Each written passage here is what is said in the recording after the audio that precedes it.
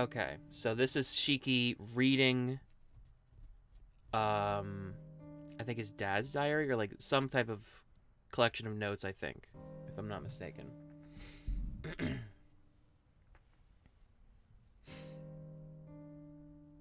Month. Day. My son Shiki succumbs to his Tohno blood. Shiki. He killed my adopted son, who happened to be there. The adopted son is their the adopted son is heir. Wow. The adopted son is the heir of the House Nanaya. I guess it is a blessing in all the unfortunate events that he isn't in the same family as the synchronizers, like Kohaku and Hisui. Shiki's inversion impulse is terrible, so it was determined that he must be eliminated. I have my duty as the head of the Tohno household, but killing my own son is so difficult. The Tohno blood, more in Shiki than in Akiha. Talking about potential, I feel an older origin in Akiha's blood, but Shiki's Tohno blood runs much stronger. I assume that is why Shiki inverted before he became an adult. Shiki's powers are immortality and fusion. Shiki could not manage the awakened powers and as a result, killed the adopted Nanaya child, taking his life. I have to say it was a superb job for using his powers for the first time. Month. Day. Both Shiki and the adopted son managed to escape death. Before I killed Shiki, he killed the adopted son and stole his life, regenerating himself with it. I don't know if it is because he was close to death, but Shiki has regained some of his sanity. Even though it is dangerous, I will not kill him, but simply separate him from the mansion for a while. On the other hand, the adopted child of Nanaya will not live long, even if he does survive. Even if he does heal, his life has been taken by Shiki. His body can die any day. As long as the adopted child lives, there's a possibility that his mind will be attuned with Shiki's. It seems it is a side effect of their two lives being linked. But if that happens, the adopted son will die eventually, so there's no problem there. Month. Day. The problem of maintaining appearances to normal society still remains.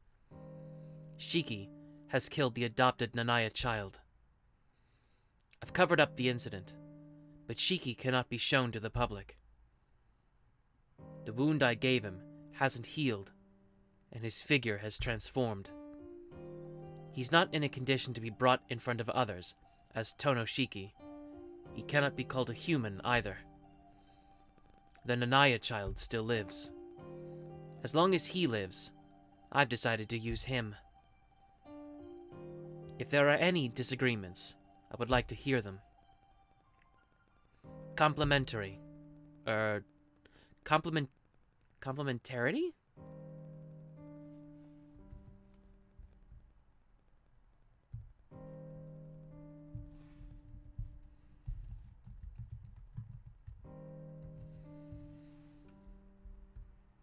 Complementarity?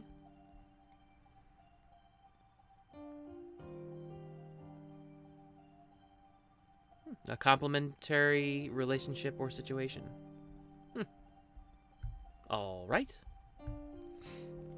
Complementarity. The Nanayas are a family that produces killers. If that adopted son happens to stay alive, the link between him and Shiki may corrupt Shiki's mind. Even if Shiki regains his sanity, I cannot deny the possibility of the Nanaya child's influence turning him into a killer.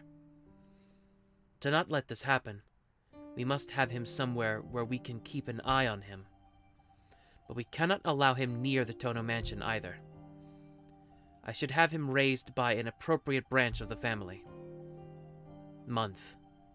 Day. The Tohno blood that has awakened within Shiki. Maybe it is because he was so close to death, but he regained his sanity like before.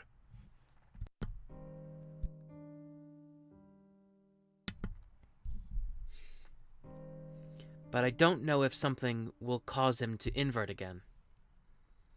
Even though it tears me apart, I cannot allow Shiki near the Tohno mansion either. I place him in the care of a trusted servant. Month.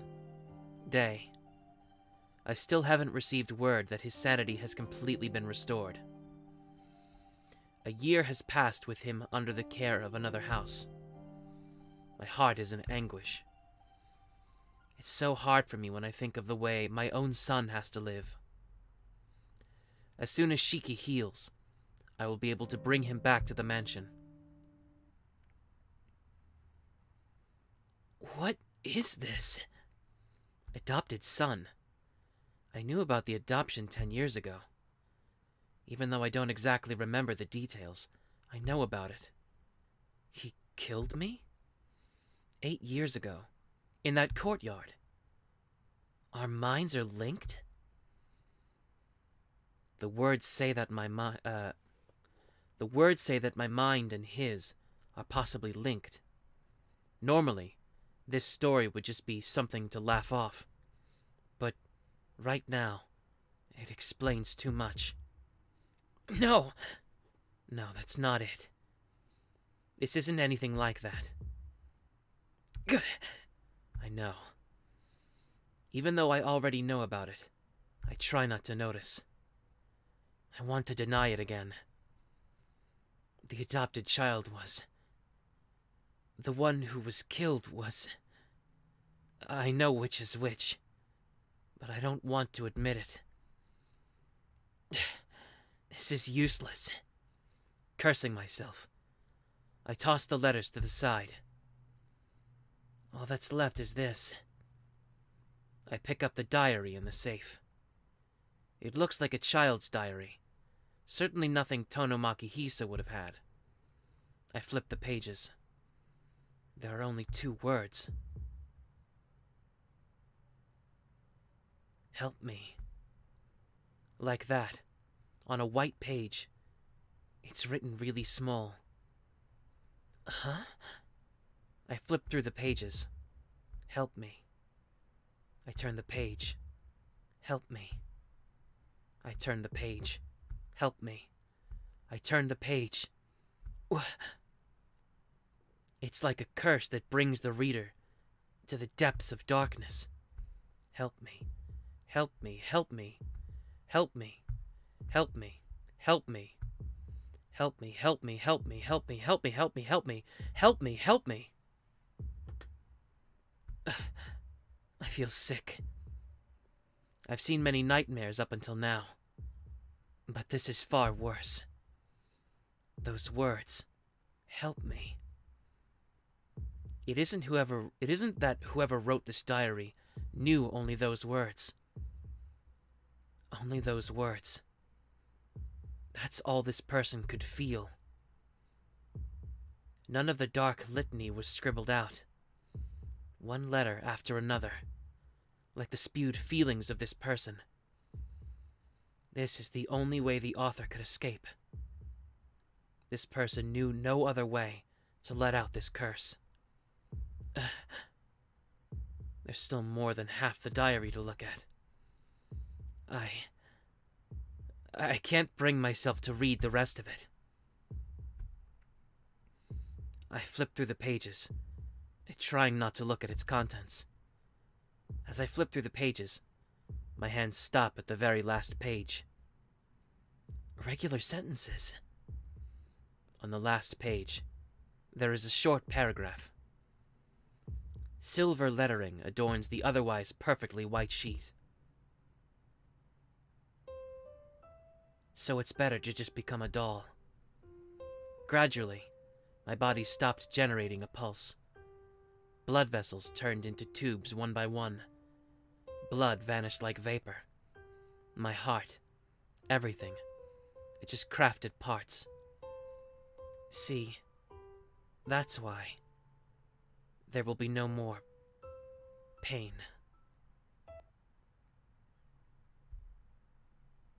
Closing the diary, I put it back in the safe.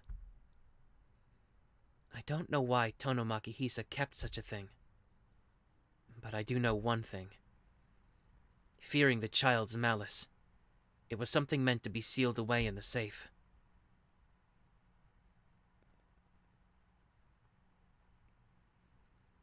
The day draws to a close.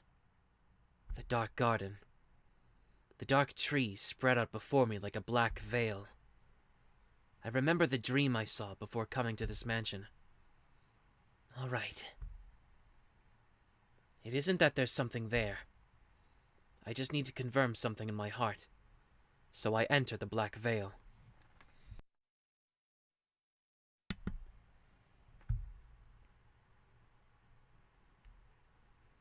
There isn't anything here. It's not like the body of the one killed 8 years ago is here. It's not like the blood of the one killed 8 years ago is here. For an instant, the scene flashes in my mind. That hot summer day. I was looking down at my blood-stained self, as if I was another person. So, someone must have been killed here.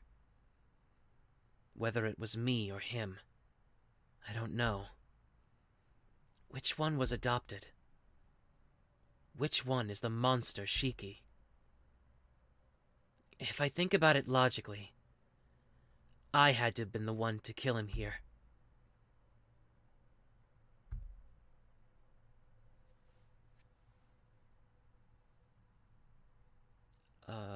Who's talking? The only one who calls him Sama at this point is Hisui, right? Okay. That is incorrect. The one who was killed was you, Shiki-sama. I turn around. I don't know when she arrived, but Hisui's there. Hisui, you woke up already? Don't push yourself. Aren't you still tired? Shiki-sama, you were the one who should not push yourself. You're still losing energy at a great pace, much more than you've gained. Hisui stands before me. My pulse picks up. Hisui standing so close to me really does make me feel more alive. Wow, my body really is warm. I think it's your warmth coming into me.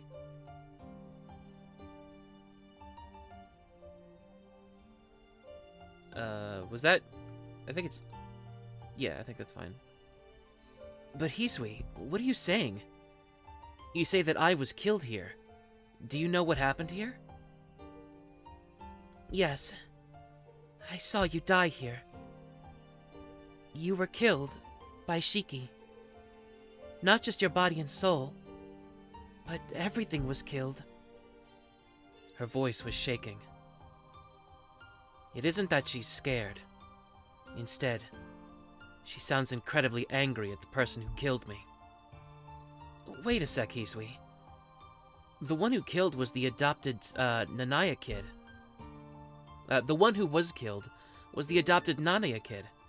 So, wasn't he the one who died? No. You are the one that died, Shiki-sama. Hisui answers directly. Oh, I see. Then that means... I see. So, I'm the adopted child. Yes. You are a descendant of the Nanaya family. Makihisa-sama adopted you, the only surviving member. Your name is Shiki, and because Makihisa-sama found it amusing that his son was also named Shiki by a strange coincidence, he adopted you. Our names are the same? Yes. It's natural for you to be confused. It's kind of a stupid plot point, really. And you are different from us. You were really adopted into the Tohno family. I can't speak. such a thing isn't a shock or anything. I remember not getting along with my old man from the beginning. And stop! I never... Stop!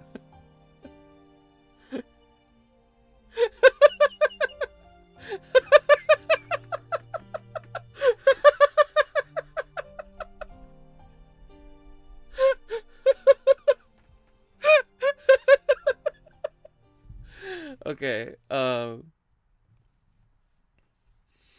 remember not getting along with my old man from the beginning, and I never felt quite right in the mansion. So such a thing, such a thing, even if it were all lies, I'm very sorry. Saying things that cause you sadness. No, I'm fine. I'm not sad. I say that, but I know it's a lie.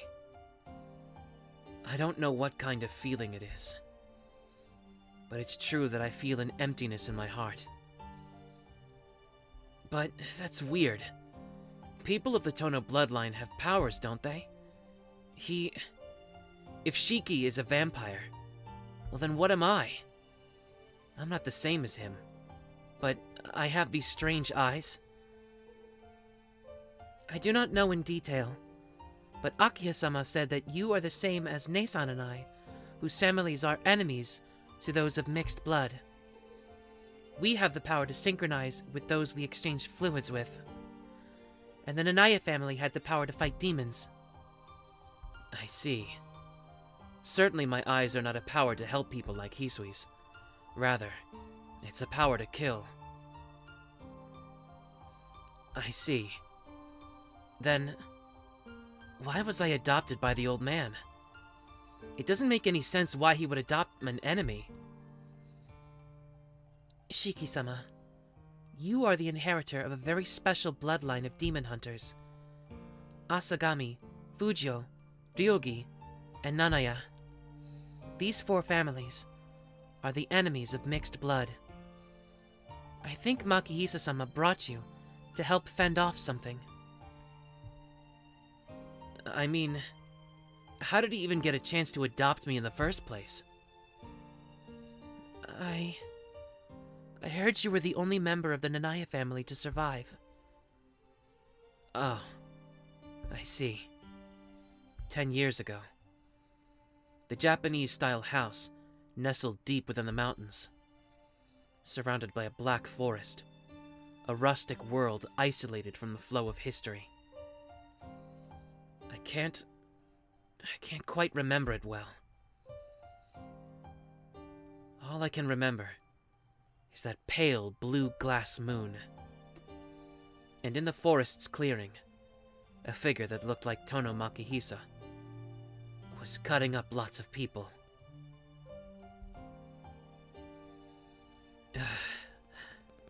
But that was then, and this is now. Something done so long ago. It doesn't matter now. Well, I understand that I was killed by Shiki here. But how is it that I'm living as Tohno Shiki right now? Yes, without a doubt, you were stabbed by Shiki in the chest, and on the verge of death. But by some miracle, you were able to recover. You were saved, and Shiki also survived. Since no one died, everything should have ended right then. But Shiki became something that could not be shown to other people. I see. So a replacement was needed for Tohno Shiki. The name of Tohno Makihisa is in the top of the business world. His son can't just suddenly die. Yes. Makihisa-sama pretended that the Nanaya child died, and that and had you live as Tohno Shiki. It was all to protect the family name. I get it. It's something the old man would do. Yeah, everything fits now. Even though I'm Tohno Shiki, I'm not technically part of the Tohno family. Besides Akiha, no one else holds that blood. So, my old man sent me to live with the Arimas, and contrived a situation where I couldn't be the successor, since my health was bad, even though I was supposedly the eldest son of the Tohno household. Shiki-sama, It's fine. You don't have to apologize for keeping this a secret. Just telling me now is enough. Besides, aren't you like me? No. Compared to you or Ne-san, I have not suffered at all. Even after Makihisa-sama died, Akiha-sama took us under her care. So, only I lived peacefully, not knowing anything. Wait, Hisui. Akiha, she knows I'm not her real brother? Yes. She heard it from Makihisa-sama after you were adopted. But Akiha-sama would always insist that you were her real brother. Every day, Makihisa-sama would tell Akiha-sama to forget about you. But Akiha-sama would never agree. Even though she would be scolded severely, she still waited for you in her heart. If you knew the truth, you would leave. That's why Akiha-sama told us to never let you know the truth. Akiha-sama always helped Ne-san and myself. Ne-san was Makihisa-sama's servant, and was not allowed out of his room. Akiha-sama hated that, and freed Ne-san. So, for Akiha-sama's sake, we continued the lie. Akiha-sama, all of us, we wanted you to come back.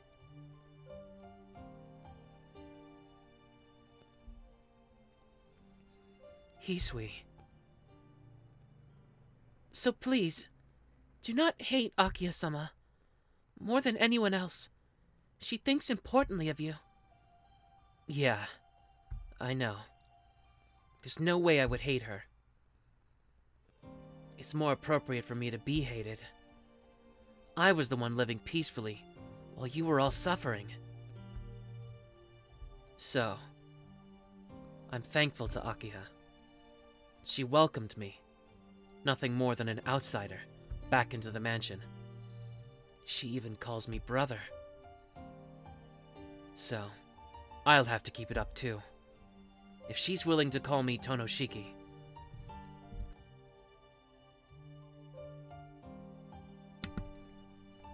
As her brother, I don't care about the name Nanaya-shiki. I have to continue being her brother. Continue being Tohno-shiki. Shiki-sama! Hisui rushes to me. I separate myself from Hisui, who is staring with a worried face, and take a deep breath. Jeez. I just got helped by you, Hisui. But I'm still having these headaches. Shiki-sama, your body's weakening because of that incident 8 years ago. At that time, Shiki stole your life, and is using it to prolong his own life. That is why you're weakening, and why you're linked with Shiki.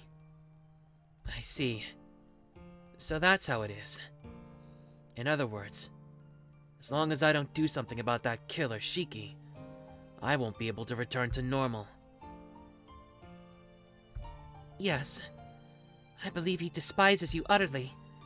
That's why he's stealing your life gradually, trying to dirty your heart. He's enjoying your pain. Her voice is shaded with anger again.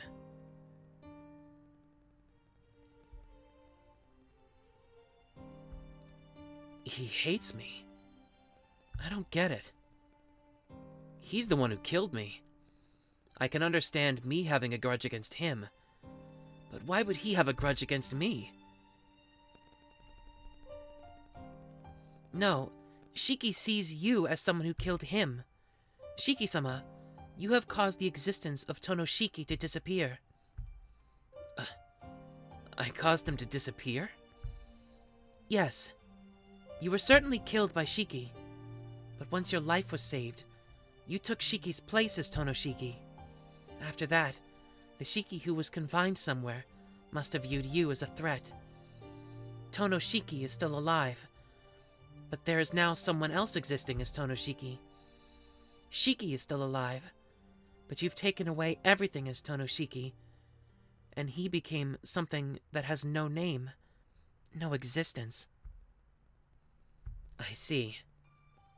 So he views himself as the rightful Tohno-Shiki, and sees me as an imposter. No wonder. Shiki wants to kill me and get everything back. But that's coming to an end. Oh, I'm sorry, that's her. But that is coming to an end. I will protect you, Shiki-sama. No matter what Shiki does, I will not let him kill you once again. Even if the killer Shiki walks the streets, he will be disposed of. So please, until then, rest in your room. Rest in my room? No, that won't help me. She doesn't know it, but our fusion gets worse by day. That means, if he really does go crazy, I don't know if I can stay sane myself.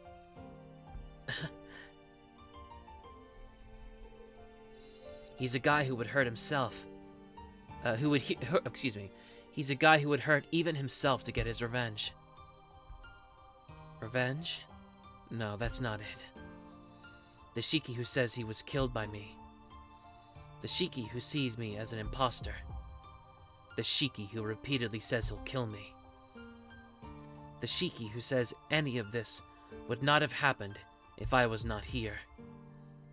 The Shiki who has lost his sanity, like Tonomaki Hisa, killing people in the streets. And yes, the one who died in the distant past. The child called Nanaya Shiki. Unconsciously, I grit my teeth. Don't be ridiculous. I'm the one who has the right to be bitter, Shiki. Suddenly, the old wound in my chest starts to hurt.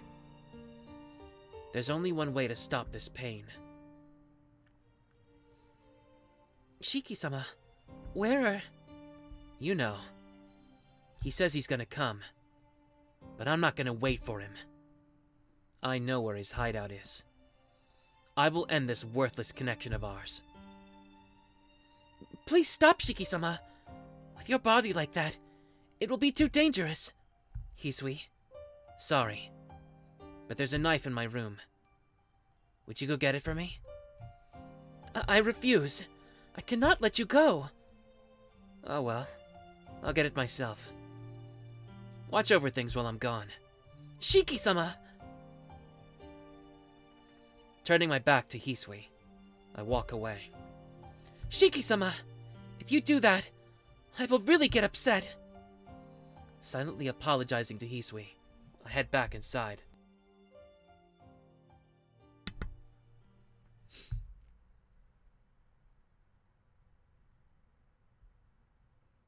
I leave the gate. In my pocket is the knife engraved with Nanaya. Thanks to Hisui, I have strength in my body now. If there's a problem, that Hisui remains by my side. Hisui, please go back to the mansion. I refuse. You did not listen to my words, so I will not listen to yours. Hisui peevishly tosses her head to the side. Now look, I'm not saying you're gonna get in the way. The place I'm going to is very dangerous, so I want you to stay in the mansion. You say that, but should I leave, you will collapse. If you really do want to go, it will be a big problem for you unless I go along. Your power is like that? But we did that. We played Mario Party together so much. Shouldn't I be good for a while? No. That's just like a ritual, to form intimate bonds between us. Even if someone has played Mario Party with me or Nasan, they cannot receive energy if you're not nearby. That's a huge problem. If that's true, then I can't even get to the school by myself. If you still order me to stay here, I will. Please decide on what I should do. Hisui looks at me directly. It seems my answer is already decided. If I can't get to the school without her help, then I can only let her come with me.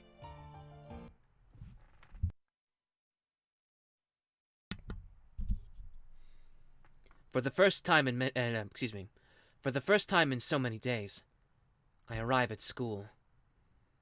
The eerie silence sends a chill down my spine. A space where no living presence can be felt. Even though it holds hundreds of students during the daytime, it looks like an abandoned ruin under the moonlight. Shiki-sama, is this really the right place?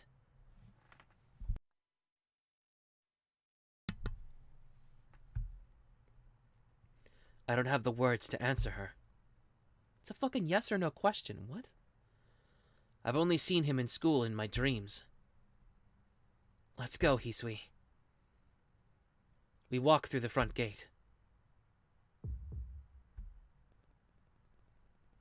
Shiki-sama, this is... Hisui halts immediately like I did. Creak. Night hangs over the school building. As soon as I pass the gate, I feel something wrong in the air. Creak, creak. The air as a whole is creaking. The tense atmosphere stings at our lungs. Creak, creak. This feeling, it's... I felt this ill wind many times in my nightmares. The air is thick with a murderous intent. Hostility. Hatred. Inside that building, the darkness is filled with murderous intent, as if a battle to the death is occurring like in my dreams. Shiki. He's fighting someone. I don't get it. There couldn't be anyone that would be able to fight an inhuman monster like him. Ne-san? A whisper. Hisui speaks this, as if resisting the urge to throw up. Ne-san. Kohaku-san. Akiya hasn't been in the mansion since morning. She left with Kohaku-san and didn't return all day. Last night, when I was locked up in my room, Akiya told me to just wait a little longer. What? Don't tell me. Akiya! My legs spring into action. Before I start to think, I dash toward the building. I run into the building. Inside, the air is even more tense. Shiki-sama! Not answering her, I search for any indication of presence. The hallway is horribly quiet. Scree. A high-pitched sound assails my eardrums. It shakes the windows. The sound, it's coming from the floor above me. Shiki-sama, that's... Just stay close. Let's go, Hisui.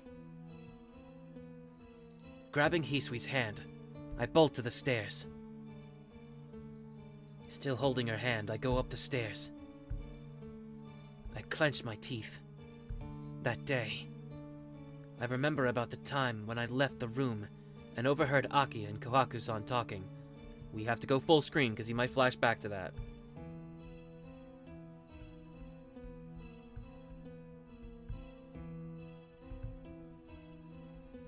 Although if nothing else, I appreciate the warning. Akiya said she would kill Shiki, her brother. I know now that she didn't mean me, but she meant Shiki. Without a doubt, the ones fighting right now are Akiya and Shiki. Okay. They're not gonna flash back. Just to be sure.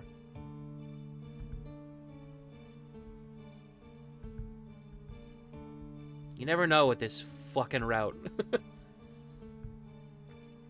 The ear-piercing noise screams once again. The sound comes from above, around the 4th floor. That idiot! I fly through the 3rd floor. Damn it. She's being unreasonable. Because of my nightmares. I understand Shiki's body the best. His power isn't on the same level as a human's. I don't know how non-human the members of the Tohno family are, but she won't be able to win. It would be like going to get herself killed.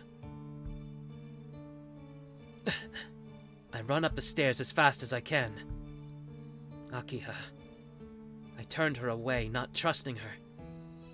I haven't done anything to act like her brother. But still, she calls me her brother. And now, she's fighting the killer, Shiki, by herself. Damn it!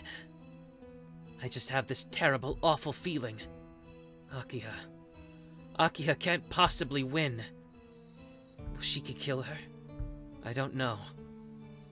I don't think he'll kill Akiha, since he persistently went after Akiha in the dreams. But on the other hand, I don't think he has the same definition of being persistent about someone. Our definition is obtaining the ones we are persistent about. He's crazy. I can't understand his broken conception since I'm not. No. Even a lunatic couldn't understand another lunatic's thoughts. Since the lunatic himself can't understand it, no one understands it. And he has to be alone. Akiha. She's alive. Akiha, she has to be alive. There's no way she'll be killed by Shiki. Because I should be the one Shiki's going to kill. Akiha. I cannot let her die in my place. If such a thing happens, As I arrive on the fourth floor, the sound screeches once more. It's close. It feels like it's in the hallway past these stairs.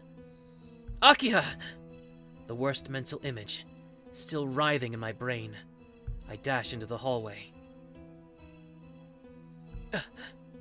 For a moment, I stand dumbstruck. From behind me, I hear Hisui grasp. Akiha? That's the only thing that pops into my head. The moonlit hallway. In the freezing air that cuts into my lungs. Akiha is standing a few yards down the hall. Like blood, a deep crimson. At first it looks like Akiha's blood. But that's not right. What is red is her long, long hair. I'm still not able to grasp what's going on.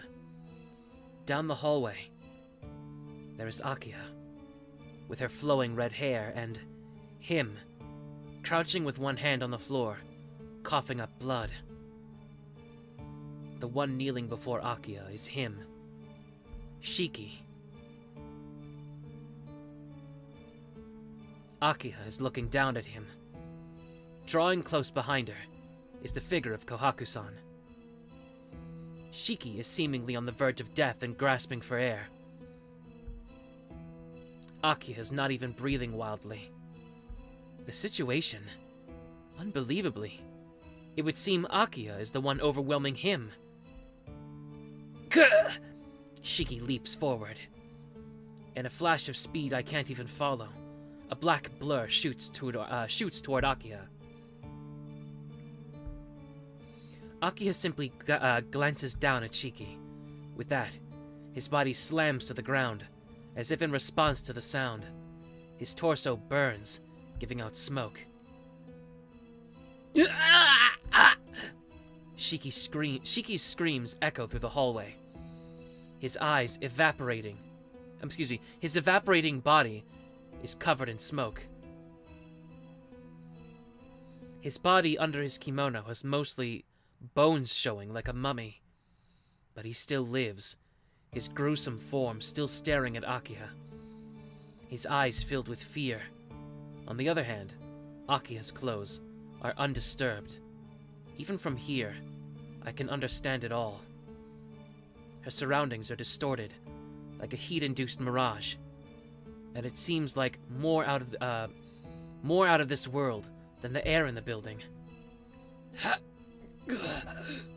Shiki claws as it had his excuse me.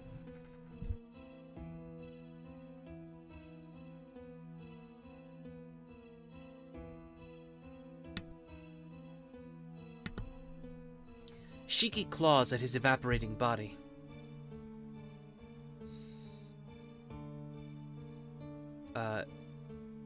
Akiha calmly observes without carelessness.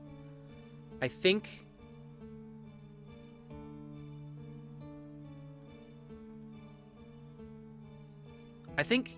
it meant with carelessness, but even that wouldn't really work. Shiki observes. Akiha calmly observes.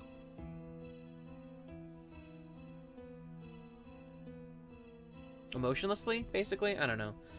Akiha calmly observes without carelessness. These two's powers, they're fundamentally different. Amazing. Who's speaking? Okay. Amazing. Akiha-sama. That is... amazing. Behind me, Hisui speaks in surprise.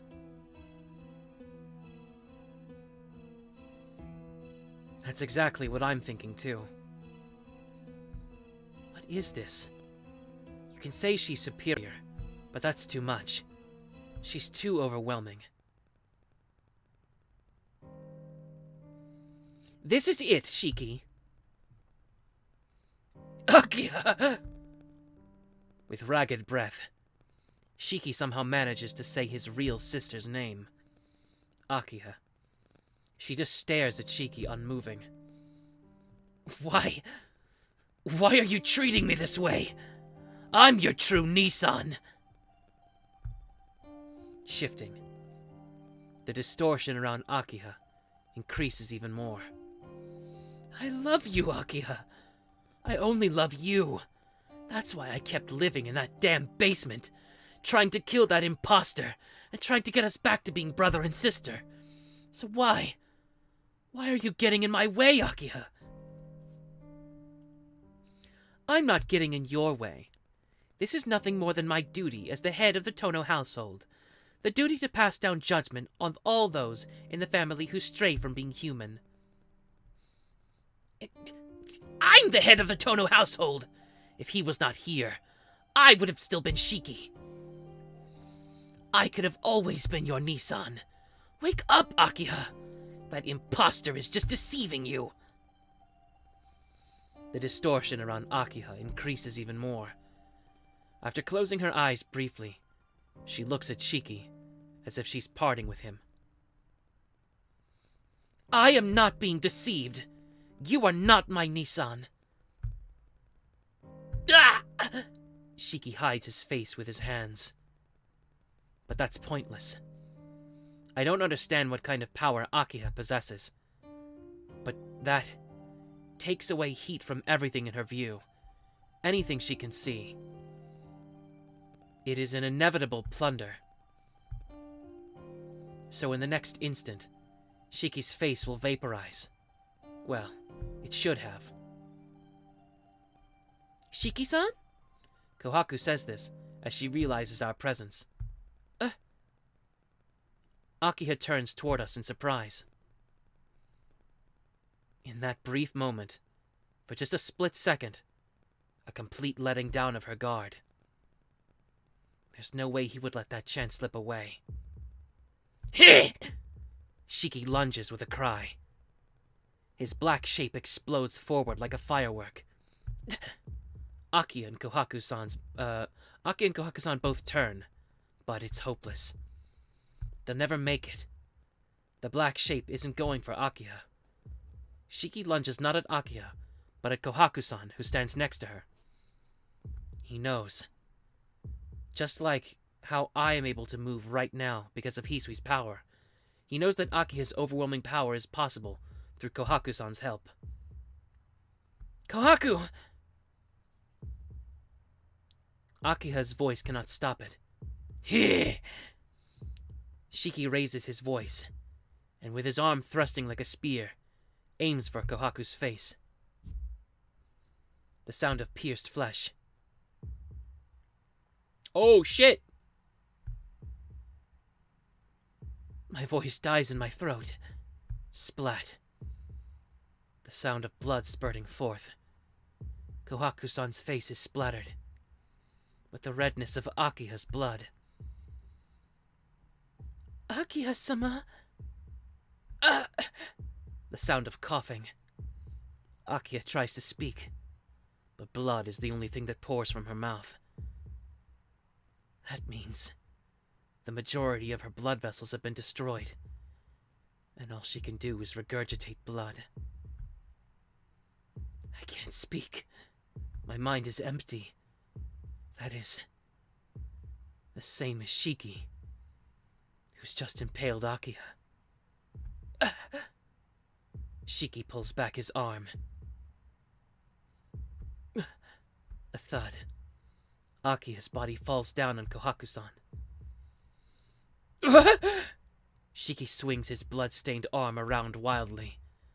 Every time he waves it around, Akiha's blood paints the wall and ceiling. Shiki shakes his arm desperately. Akiha! Akiha! Shiki suddenly stops moving. Shiki stares at Akiha's blood-drenched body, then looks at his blood-soaked arm, then bolts down the hallway, as if running from something. His footsteps lead upstairs. Shiki has run to the rooftop. But that... I don't care about that. Akiha! Akiha! Still unable to think, I run to her.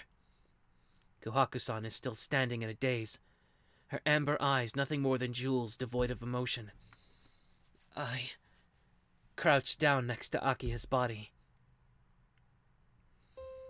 Akiha just lies on the floor, powerless, with terribly calm eyes. Akiha! I can't tell her it's all right. Even with my glasses on, I can see them. Akiha! Akiha! These are the only words I can think of. Akiha, with her calm, gentle eyes, looks up at me. Nissan, why are you here? She coughs. More blood trickles from her mouth. I can see them.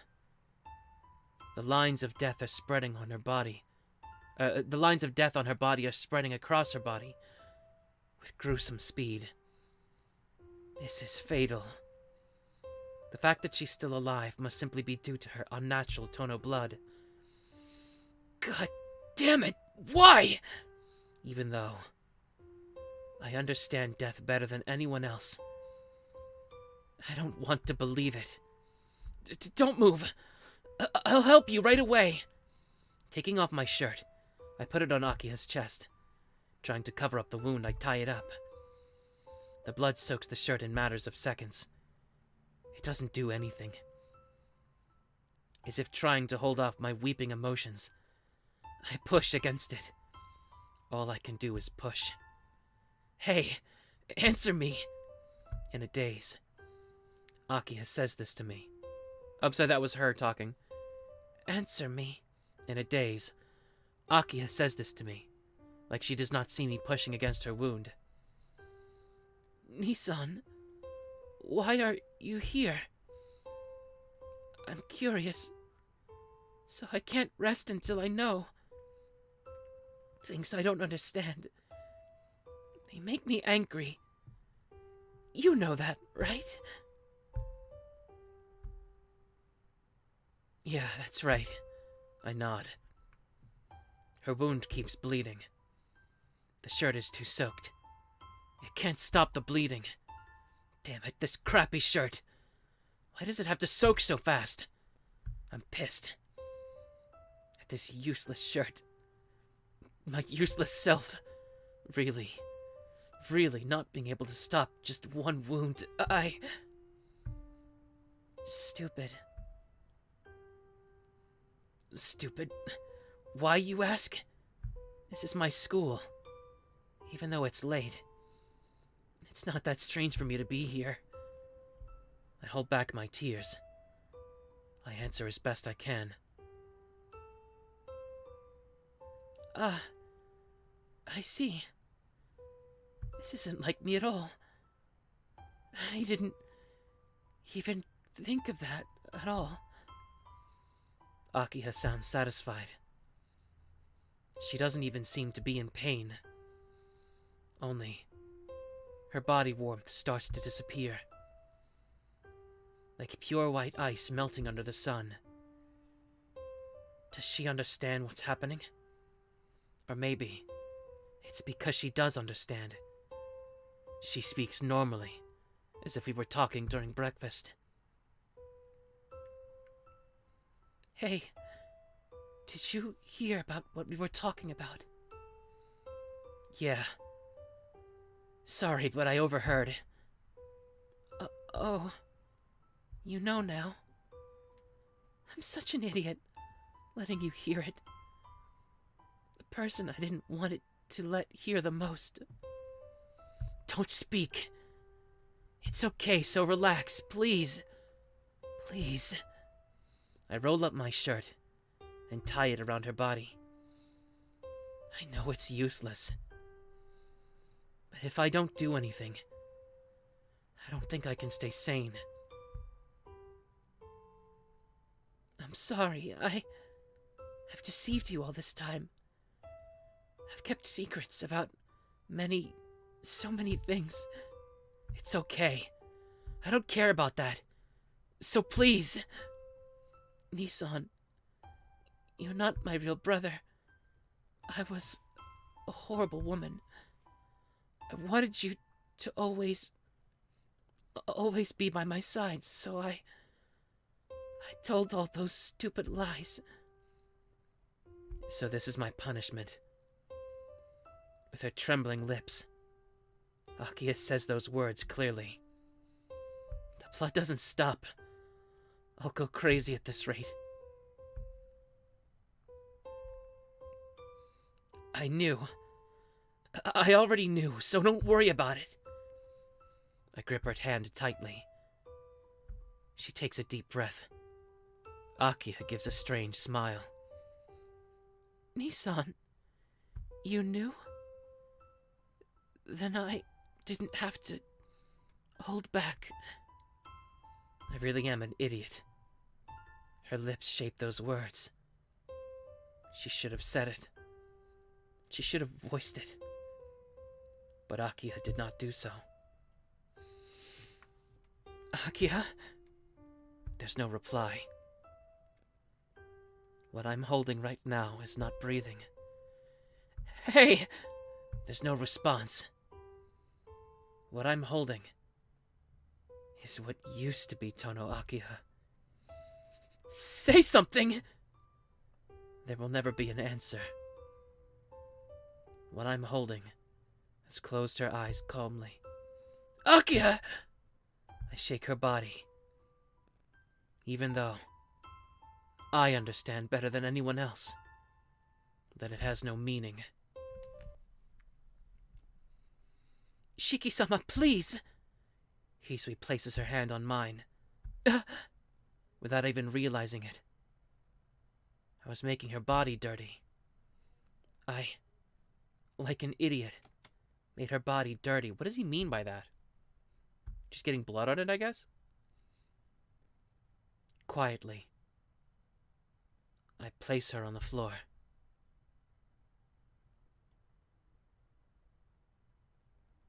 The school building is horribly quiet. Hisui and I are wordlessly frozen. Only Kohaku-san seems to have regained the power to move.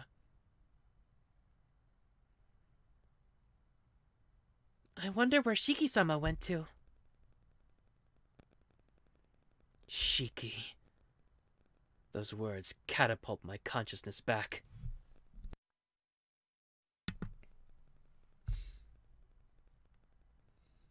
Nissan, don't say that now. No, Kohaku-san is right. I stand up. It's a good thing. It really is a good thing I brought my knife. Please stop, Shiki-sama. You don't have to do such a dangerous thing. Shiki will not last long with that wound anyways. No. Akiha went that far since she could not let Shiki, the killer, be alive any longer. For Akiha's sake, I can't leave him be. I say this as I push her away. That's a lie. More than that just cause. I have to settle this with him here and now. I hate him. To put it simply, I just want to kill him. Don't follow me. Both of you stay here and take care of Akiha. Kohaku-san nods. Hisui uneasily watches me as I run up the stairs. The rooftop. The moon hangs in the sky. The wild beast is crouching on the concrete. Shiki. I remove my glasses. I look at his death. The panting. Crouching. Shiki is biting his own arms. There exists no trace of sanity. Perhaps what happened caused him to go insane. It pisses me off. I'm not able to lose my sanity for Akiha's sake. Underneath the moonlight. Even though I've known him for so long, I take my first step towards the enemy I just met tonight. Shiki, Akiha is dead. Shiki looks at me with bloodshot eyes. His face is half gone, but he still isn't dead. The powers of those with Tohno blood. Shiki's power is immortality. That must mean it's harder for him to die, more likely for him to live on. That's funny.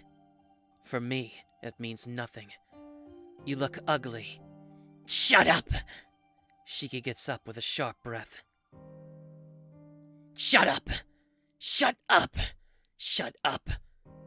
Like a broken record, he repeats the same thing. Shut up, shut up, shut up, shut up, shut up, shut up! Just shut the hell up! Panting furiously, Shiki just shouts. You're always noisy. What kind of grudge do you have against me? Why are you always getting in my way?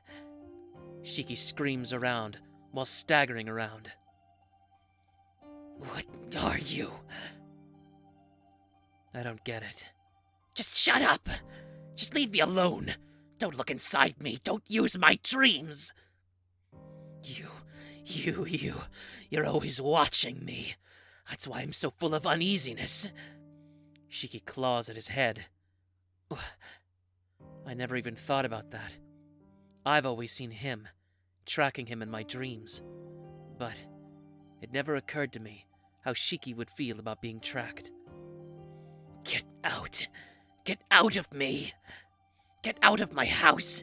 Get out of my name! You're in my way! You're in my way! You're in my way! I'll... Shiki is screaming like a child. Same goes for you. I raise my knife.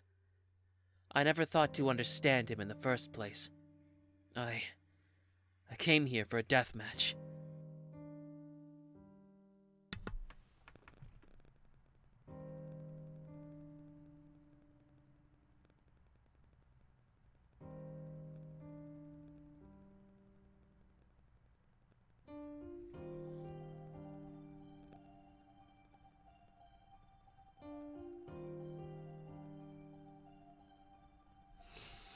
Well, to be honest, I was kind of unhappy with that performance anyway. I'll dub over that in the VOD. That sucks.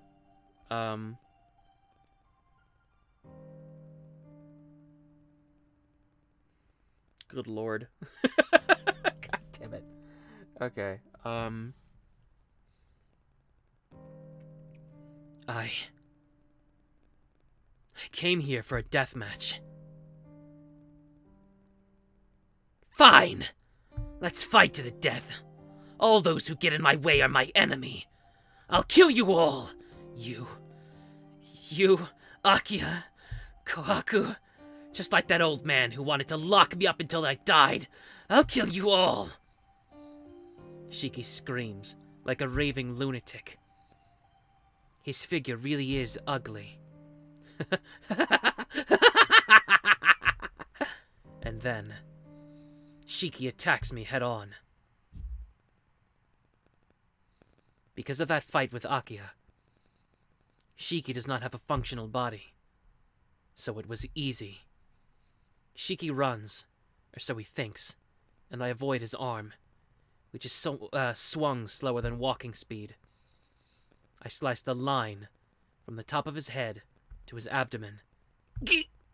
Thud. Shiki's body loses power and collapses onto mine. See? It's simple. Your lines are too clear. Shiki's death looked like an iron shaft was sticking out of his head. See? That's what I meant by ugly. Shiki just laughs. There. No intelligence exists.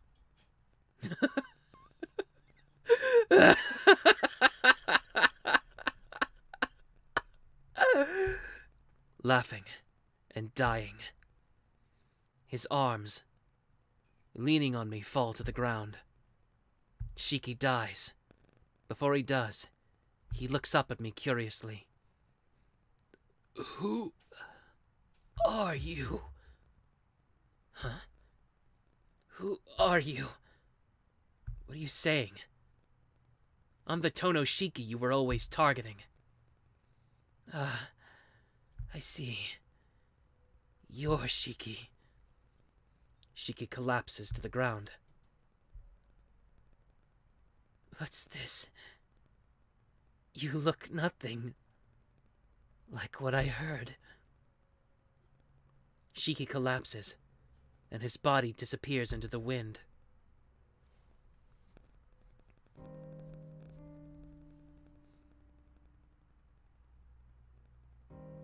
It's over. With this, it's over. But I don't feel anything. I won't feel those splitting headaches. I can return to life as normal, but I don't feel happy. What I've lost is far greater. But what is over? Why? I feel dizzy. Shiki's last words won't fade away. Something did end, but I don't know what ended, or in the beginning, what I was trying to end. I look up at the moon. In the vague darkness, my heart is enthralled. Until Hisui came, I just stood in dumb amazement, standing in the moonlight.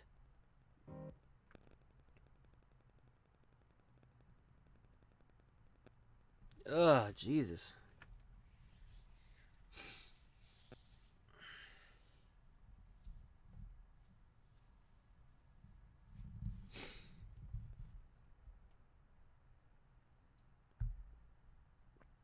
So that was a little emotionally exhausting.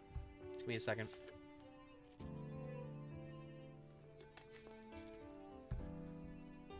The next week passed like it was just a dream.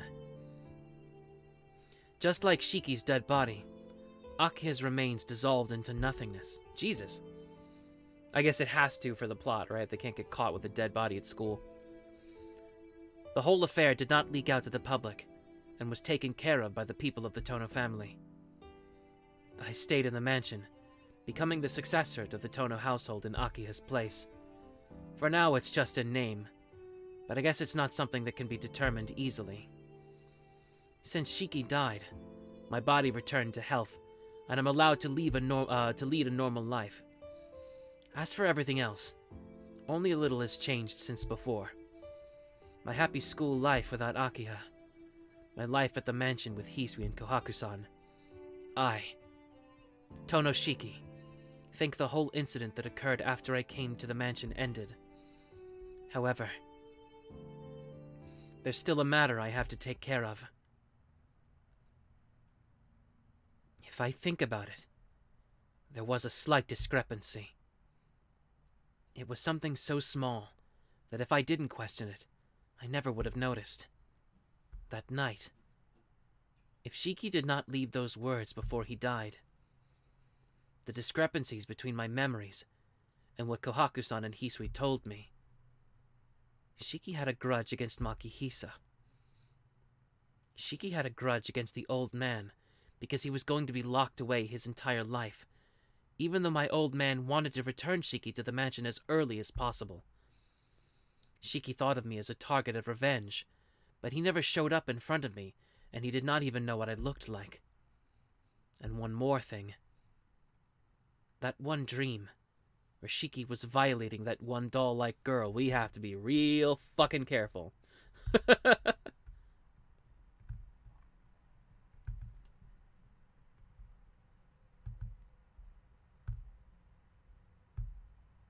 That is probably...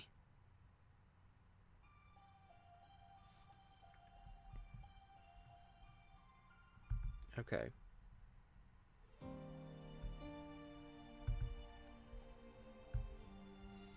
A clear holiday afternoon. I told Hisui to go shopping. I asked her for a lot, so she shouldn't be back until evening. The only ones in the mansion are me and her. I leave in her room a note that says I want to talk to her. It's almost the promised time. I have to go to that place. When I get there, she's already there waiting for me. Lovely weather, isn't it, Shiki-san? I nod. She smiles cheerfully at me. You realized it, didn't you, Shiki-san? I nod. Her smile does not fade. Always. Her smile does not go away no matter what happens. Come to think of it, the expressionless Hisui actually showed a lot of different feelings. From the outside, she appeared to be a heartless doll, but her heart was not a doll's. However, what about this girl? The always, ever smiling Kohaku. No matter what happens, always a smile, like a person with the heart of a doll. Even when Aki had died, that smile did not fade. Her smile, that is just her smile... Oh, shit, okay. I fucked that up. Even when Aki had died, that smile did not fade. Her smile that is just like a mask. That smile. That damned smile. Kohaku-san. You're the one who made Shiki go crazy, right? Yes. And the reason you were sharing your blood with Akiha was to make her not human? Yes. And you lied to Shiki and made him attack innocent people? Yes. When we were small, the one watching us from a distance wasn't Hisui. It was you, Kohaku. Yes. Back then, you intentionally distracted Akiha. Yes.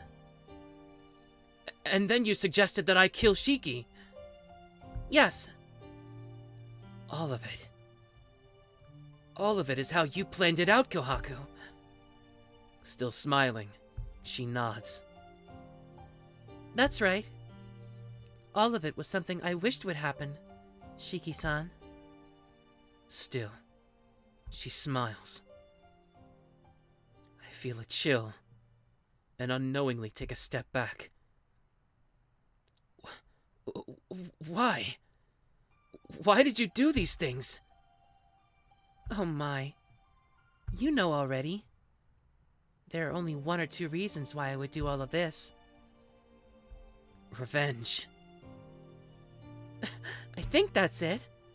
For the sake of revenge, I decided that every one of the Tohnos should die. Revenge. Is it because, like me, you had your parents killed by Tohno Makihisa? Oh, don't be silly. Hisui-chan and I were orphans. We don't even know what our parents looked like. So why? Who knows? I don't even remember how I felt back then. All I know is the reason. Reason? What reason? Let's see. Such as getting abused by Makihisa-sama? That's the reason why Hisui-chan and I were adopted in the first place. In order to stay human, he needed our abilities as synchronizers. Shiki-san, you've played Mario Party with Hisui-chan, right? It's said that Mario Party is the best way to share energy. I knew that already. Then that means... In other words... Makihisa-sama was really pushed to his limits. I think he was too desperate to consider my age. Jesus Christ. I was chosen first for a simple reason. He probably thought that since I wasn't talkative and was quiet, I wouldn't resist like the energetic Hisui-chan would have. God damn! Even now, her smile does not fade. Makihisa-sama wasn't really a bad person. Only sometimes he would turn violent because of his Tohno blood. So, for those times, he had me ready in his room, and he let those feelings out on me. I guess it's called, forced Mario Party. Oh boy, it's falling apart. Jesus. Damn.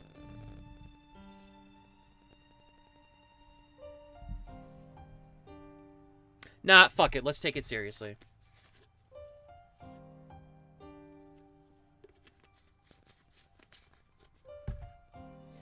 I guess it's called sexual abuse. I don't really remember much of it. It was just like a daily routine for him to want me. So if I tried to remember something like that, my brain would explode, wouldn't it? Oh, but I remember clearly the first time it happened. It was on my 8th birthday. Jesus Christ! Makihisa-sama said he had a present for me, so I quietly but excitedly went into his room. Damn! As if she's having fun. She gives her usual laugh.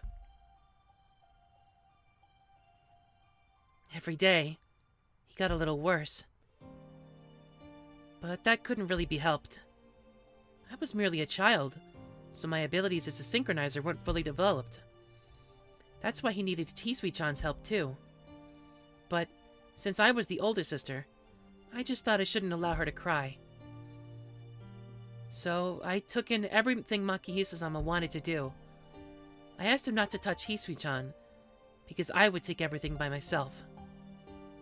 He was probably ashamed, and agreed to my request. He probably also thought it was better that as few people knew about his secret as possible. That's how I came to stay in Makihisa-sama's room. Our relationship a secret from everyone else. During that time, I was able to think about things a little bit. I think. I always thought about how to get away. How to run away with Hisui-chan. But I didn't know where to go. And the more I submitted my body to Makihisa-sama, the more I broke down. Eventually, I got tired of thinking, and I realized that if I didn't think, it wouldn't hurt. Fuck. I'm just like a doll. A doll doesn't know pain. A doll doesn't think. I endured Makihisa-sama thinking just like that. Then, it mysteriously didn't hurt as much as before. Makihisa-sama's breath didn't make me sick. His arms were just like warm meat. And even if he strangled my neck or kicked me in the stomach, god damn! It seemed like he was doing it to someone else. And every day it got a little easier. Shiki-san, I wanted Hisui-chan to stay clean. For her sake, I could endure any kind of abuse. But it was so hard. Not Makihisa-sama's abuse. I couldn't understand you. And that made me scared. Scared of me? Yes. The way you played innocently, like it was a different world to me.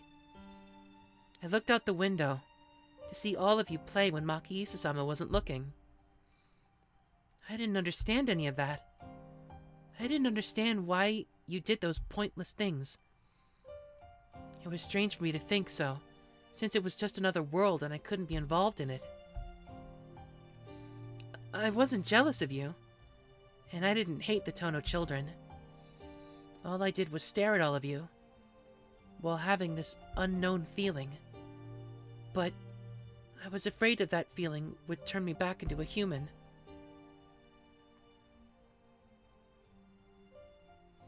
And 2 years later, you were killed by Chiki-sama. You probably don't remember it, but Shiki-sama was trying to kill Akihisa-sama.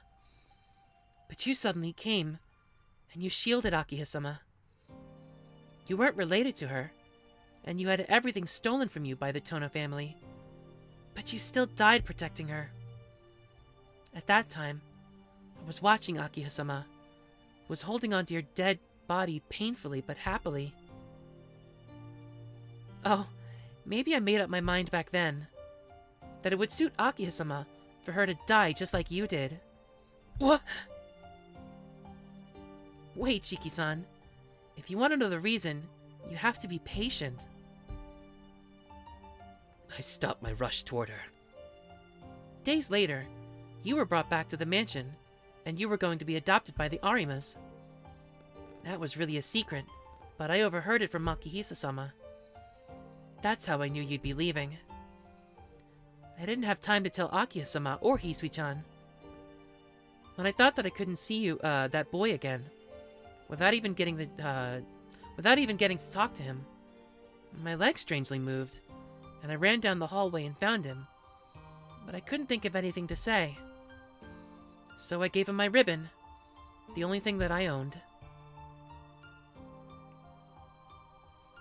I heard that the Tohno family members were going to terminate Shiki-sama soon after that. Makihisa-sama didn't want to kill his own son, so he secretly locked him away underground. He said Shiki-sama would return to normal, and asked me to take care of him. Oh. Of course, so that's how it was. We're gonna go full screen, because it's definitely gonna flash back.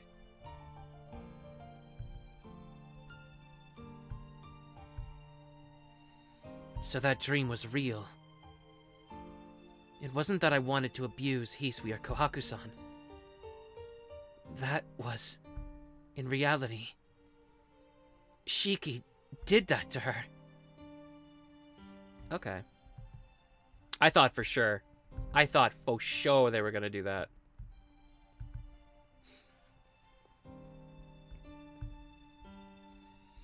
After gaining some freedom from Makihisa-sama, I became a little happy, but it was the same. Shiki-sama was just like his father, and only used me to let out his feelings. I think that had to have been what destroyed my last emotions. I desperately thought about how I could break free from everything. Then, I easily came up with a solution. The whole Tohno family just had to disappear. If not only Makihisa-sama, but Shiki-sama did those painful things. I'm sorry, let me try that again. If the whole Tohno family just had to disappear, if not only Makihisa but Shiki-sama did things, then that's not only possible. That's the only possible. Okay. All right. The whole Tohno family just had to disappear. If not only Makihisa-sama, but Shiki-sama did those painful things, then that's the only possible thing to do, right? And when I realized that, I laughed for the first time in years. I was surprised that it was so simple. I didn't even realize it before. From that time, I was able to start moving on my own.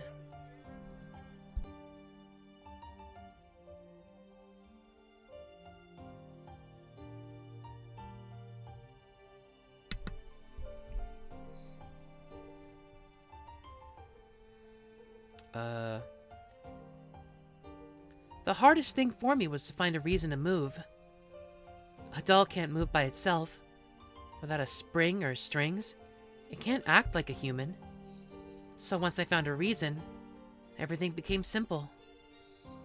All I needed to do was place mistrust between them by making Shiki-sama reject Makihisa-sama. Shiki-sama said that he wanted to drink blood, so I gave him mine and told him that he wasn't a bad person, and I kept him the way he was. When Shiki-sama became sick, I took care to make special medicine for him. Oh, it's the same one that I gave you. You know those morning glories in the garden behind the mansion? They're called chosen morning glories and have 3 kinds of mental effects. In simple terms, it's a drug that makes people hallucinate. Once they're unconscious, they listen to what I tell them, and when they wake up, they don't remember a thing. Quite convenient, don't you think? Because I was educated to become Makihisa's personal doctor, I know a lot about these sorts of things. With things like that, Shiki-sama went crazy at my convenience. After that, it was even easier. I secretly told Akiya-sama to look inside Makihisa-sama's room around midnight, and she finally found out about our relationship. Since then, Akiya-sama felt guilty, and it became easier to do a lot of things. Well, I didn't expect her to protest against him right away, though. Because Akiya-sama pressed the issue, I was released from Makihisa-sama soon after. I thought that I wouldn't be free until Shiki-sama killed Makihisa-sama, but I was freed 4 years earlier, actually. From then on, I became a normal servant and traded places with Hisui, who became silent. Oh, but don't worry, since I was the one who took care of Shiki-sama and Makihisa-sama, Hisui-chan was always clean of everything. Smiling, she ends her story. I don't know what to say. Even if Tohno Makihisa was the main cause, the one who wished it to turn out this way, and made it turn out this way, was this girl before me. But Shiki-san, I didn't hate Akiya-sama or Shiki-sama. I didn't even want to do it. Those are my true feelings. How can she say that now? But there wasn't anything else I could do. Excuse me.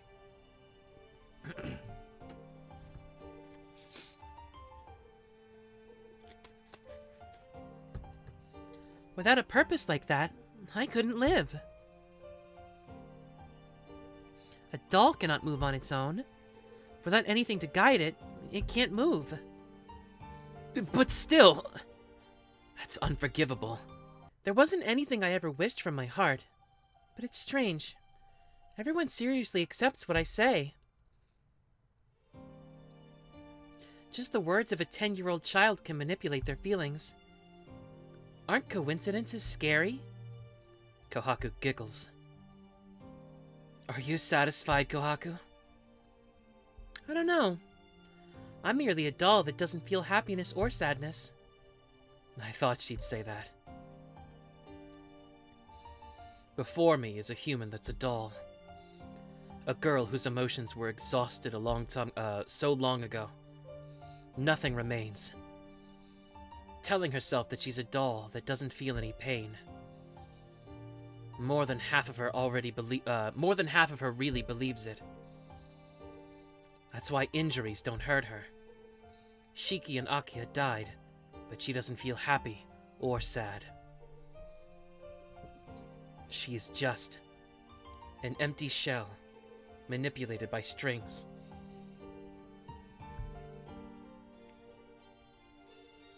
But there was just one strange thing. Really, just a little bit. She said that, as her eyes trailed off into the distance. Akiya-sama protected me in the end. I knew there was a 50-50 chance she would do that. I stayed close to her for that reason, revealing Makihisa-sama's abuse, and devotedly helping Akiha-sama, who was slowly turning non-human. Yes, that's right. Really, I knew she would die protecting me. That smile. Even though she's smiling, she looks really sad. As if she's... But I was really surprised at the time. Why is she protecting me? Why is she protecting me? Risking her life? She looks like she might burst into tears. I still don't actually understand if I was actually happy or sad when Akiha-sama died. But when I wake up in the morning, I take tea to her room even though I know she's gone. Isn't this strange? Even though there's no one in that room anymore. She takes something out. The sound of moving cloth. Holding something long wrapped in cloth, she aims for her chest. A shining blade reflects in the sunlight. Go! I run, but she's much faster. A small sound, and she collapses to the ground. She stabs herself and falls to the ground. Even though I ran, it's already too late. It's pierced her heart. My mind reels. Without reason. Why? I hold her in my arms. Fresh blood blossoms from her chest like a flower. Her smile still does not fade. On the contrary, it seems indescribably pitiful. Hang in there. Why? Why did you do that? Because revenge was the only thing I could do. I can only disappear when it's all over. I tried to find new springs, but I could never find one, and time ran out. She smiles. That... for no reason at all. What the hell is that? What are you saying? I look at the wound like I did to Akiha. She won't make it. It's pierced her heart. Why? There was no reason. I just can't bear the sadness. She's looking up to the blue sky with thinned eyes. Under the tree in the courtyard. 8 years ago. When I was leaving this mansion. The place where the girl who was just looking out the window gave me a ribbon as a present. This is where we promised to meet again. Under this big tree. That ribbon. It was my favorite. She speaks lightly. That's why I asked you to return it to me when we meet again. But you didn't keep your promise, Shiki-san. But that... I was mistaken. I thought it was Hisui's. I made a little bet with myself that if that boy noticed that I switched places with Hisui-chan, then I would quit everything. What? What is that? Are you trying to make me responsible for it at the end? As I shout, my hand desperately tries to stop the bleeding. But death truly is miserable. Ruthless and accurate, without even a delay for the failure of a single second. The clock of her life counts down to 0. Damn it, don't be ridiculous! What the hell do you mean you made a bet? Because of you, Akiha was... I frantically try to stop the bleeding. Sad without a reason. The tears flow from my eyes. Huh?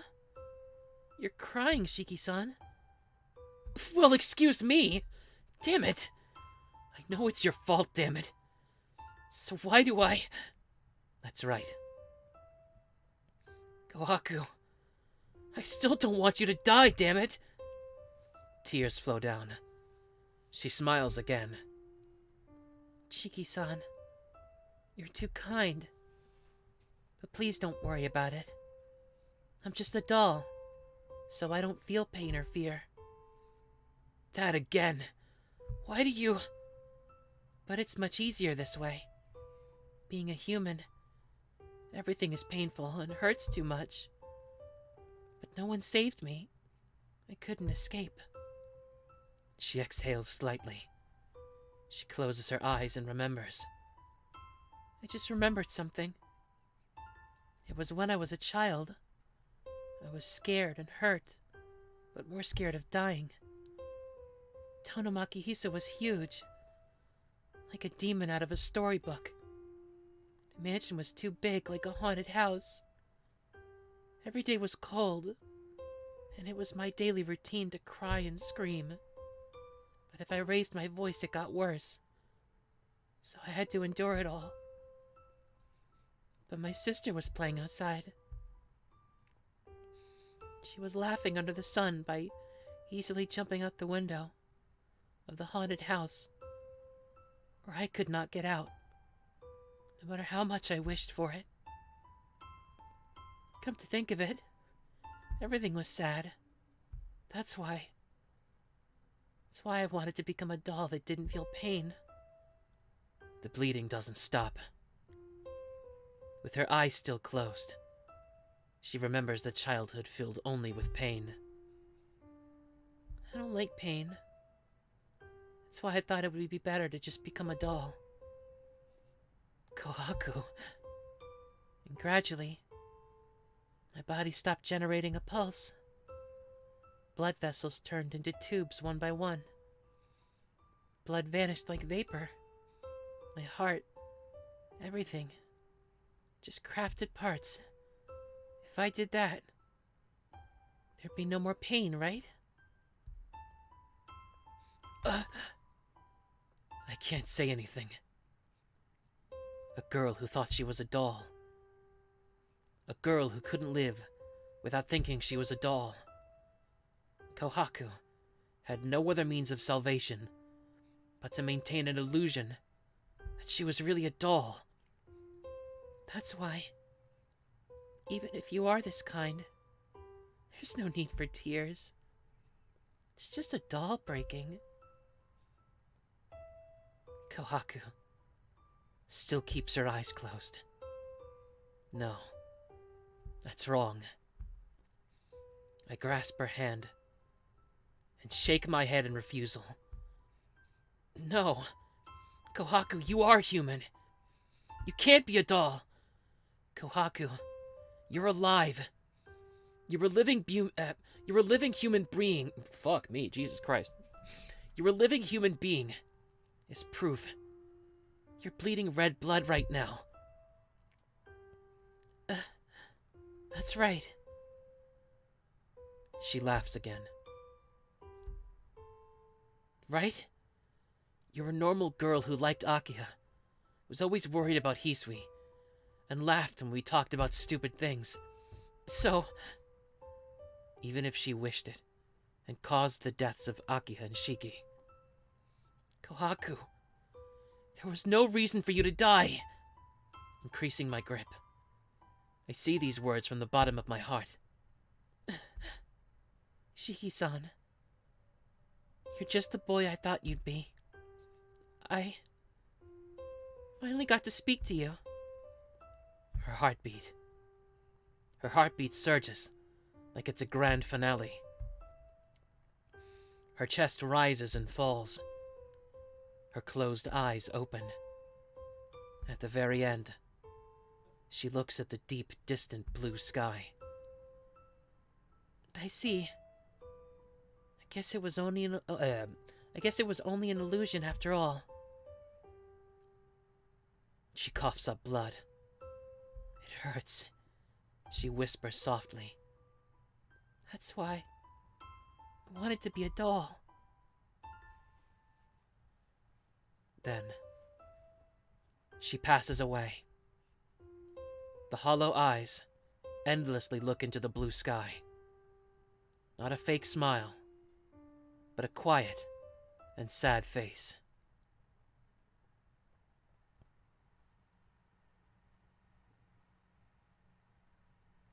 Damn.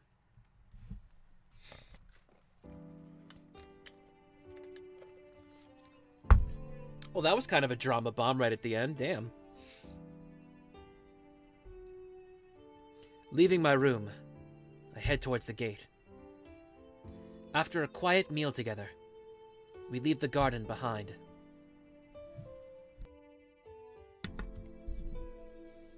Please be careful, Shiki-sama. It has become cold recently, so do not strain yourself. Yeah. Don't strain yourself either, Hisui. Taking my bag from Hisui, I turn my back to the mansion. The road is long, as if it goes on forever. The gently sloping road, and the blue sky that might suck me in. I see an illusion. The road like a ladder, heading into the sky, trying to reach the clear blue sky. I see that, and for no reason, I remember that sorrowful.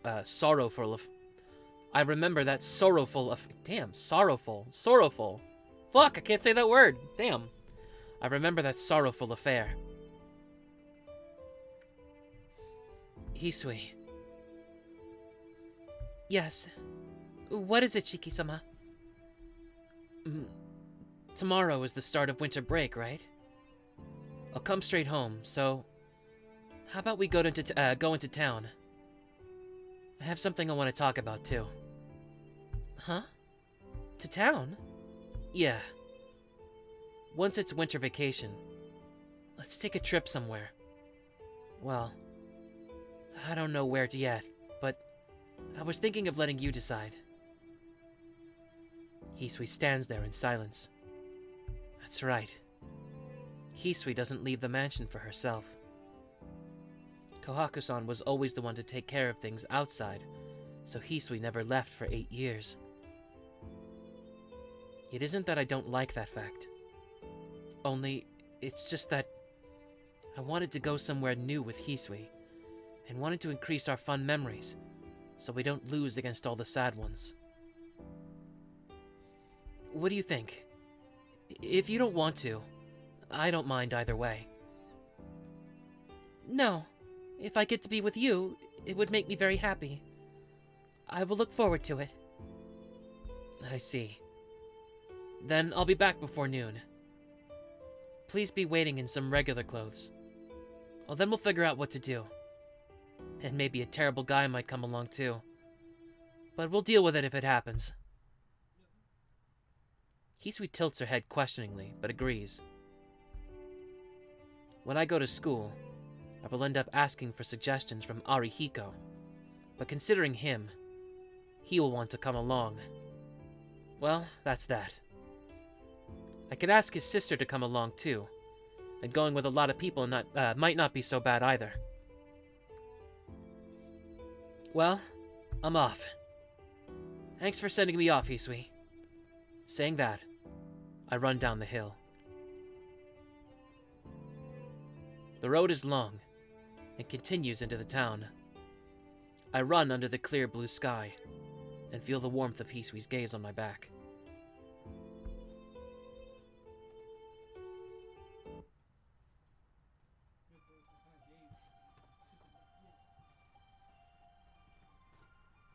Is this Hisui talking? Is this Hisui's monologue?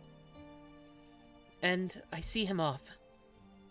This daily task done, I close the gate. The only one left in the mansion is me. Ne-san and Akiha-sama are no longer here, and it seems that no new servants or masters will be coming. His sister left him this mansion and some money. Since the money that is used to maintain this place will be paid by the members of the branched Tohno family, it seems we will not have to leave here anytime soon. Once vacation starts, do you want to take a trip? I decided to nod to those words. Ever since that day, I forbade myself from leaving this mansion. Ever since I found out Maki Hisasama was using Ne-san like that in my place, I hated going outside. Isn't it natural? Ne-san did that so I would stay clean. So, I had to stay clean no matter what. I would not let any male touch me. I would never touch the fingers of the gender that used my sister like that. I thought it would be better if I was just like a machine. If I went outside, I would get dirty, so it would be better if I stayed inside. If I locked myself away in the sterile mansion, I would never become dirty, because Nasu protected me.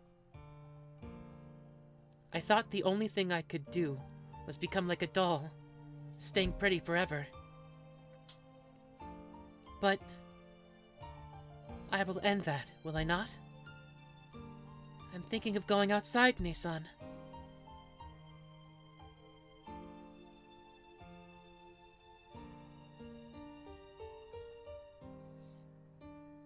Once it gets close to noon, I change my clothes. It's been 10 years since I last wore my own clothes. Pushing my hands through the sleeves, I'm amazed how tight it is. That maid uniform I got used to so much, compared to these light regular clothes, is really heavy. A wind blows. The hair ribbon that was in my hand, flies off. It's white. It was a lone memory that a girl gave to him a long time ago. The ribbon flies up. And up, riding the wind, as if it was never there before. Riding the wind, as if it was never there before, it vanishes into the forest. Wait, that was... I try to chase after it, and I stop. That was the girl's ribbon. It's not mine, so I guess I have to at least give it back to her. In my hand, I held a promise. That awaited promise of the girl who gave that ribbon still lives inside of me. So, just that ribbon at least. I think it tried to return to the place the girl dreamed of. Promises are fulfilled. If he thought I was that girl, then I will have to fulfill her dream. Like how I love him. That girl had to have always loved him too. Come to think of it, we really were sisters alike each other. Nasu and I traded places, but Nasu really did a perfect job of acting out my part. That carefree smile, those straightforward emotions, and that fleeting experience of love with him, those were all real. Even though it was just an elaborate play, Nasu really did love him when she played my role. She played my part perfectly, and she loved him from the bottom of her heart. Long ago, as if watching a dream that girl always wished and waited for. That's why, Nasu, that's why I have to return to myself. I don't think I can do it right away, but I can do it gradually. Maybe I won't be able to behave exactly as I was back then, but with all my strength, I must fulfill her dream as I am right now. After the boy left, Nasu acted like me because she wanted to do that. Her dream was always to be Hisui and to love Tohno. So I will grant her dream. For the sake of my childhood dream, and for Nasu's dream, I will always be by his side. I hear noisy voices in the distance. It seems like he's returned, but it's noisy. He's not alone. It looks like he's brought some friends. A voice calls my name. Checking myself on the reflection off the window, I hurry to the entrance. The sky, the infinite deep blue sky. Hisui greets the long-awaited boy, takes delight in such normal things, and returns a smile. That's something that will continue tirelessly, day after day. The long-awaited peaceful world. I've been waiting for it for so long. always believing that one day I would be flying freely. I always stood by the window, looking up at the deep sky. And one day, wings would sprout from this world, and wings would sprout from this back, and I will smile like Nasan with that boy. This is what the little girl, so long ago, dreamed of.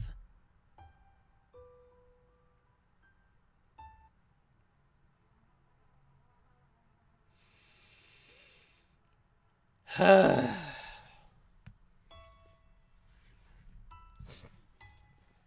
forget how heavy these endings get. Like, damn.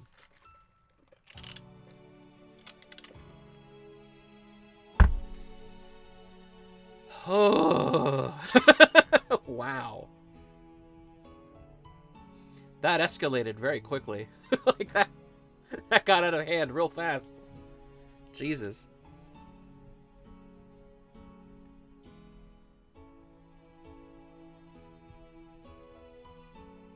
That went from, like, anime to Law & Order SVU like that. Like, damn. Jesus.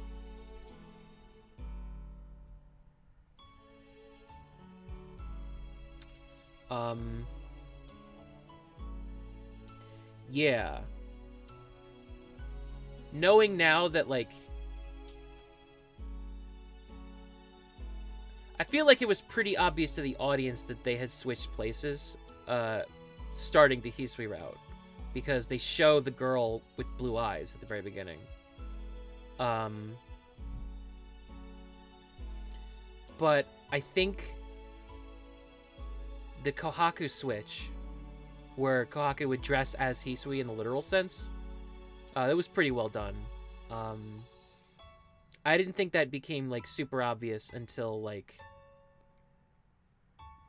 at least the Hisui route. But I'm pretty sure, remembering back, there were probably times in earlier routes where she did that shit. Although, I might be wrong about this, but I feel like some of the lore changes going from route to route. Because it doesn't really feel like, it doesn't feel like the vampire stuff played much of a role in this route, even though it should have, right? Because what did they mean by Kohaku made Shiki crazy? Wouldn't that have been Roa? So, like, that's kind of weird, right?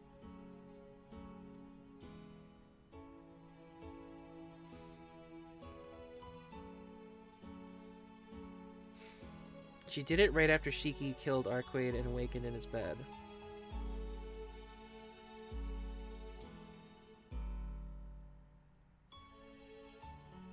Shiki never encountered Arc, so Roa does not stimulate.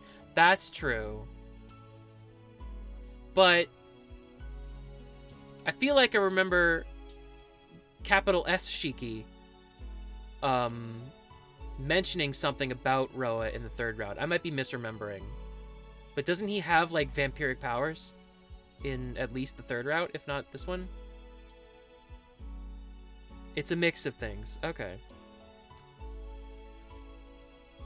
Alright, I suppose that's fair. At least that's a acceptable way of looking at it.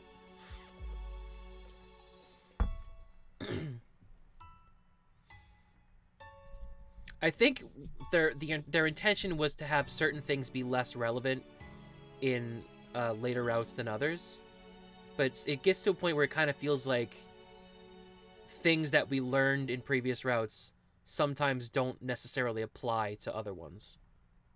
I don't know. I may be way off.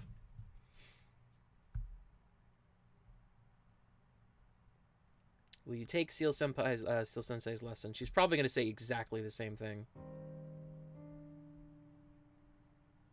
You've reached Hisui's true ending. Well done. Each chairman, with one exception, has two different kinds of endings.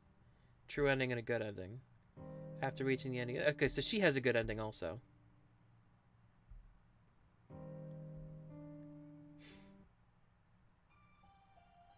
It's almost like far side and near side are split. Your view isn't uncommon at all. Fair enough. Okay, so we're not quite done today. We still have to look at the good ending.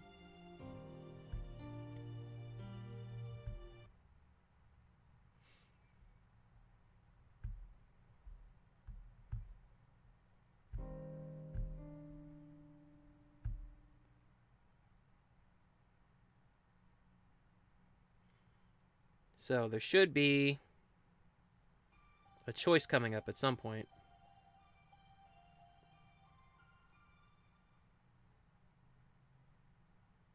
Da, da, da, da, da, da, da, da, da.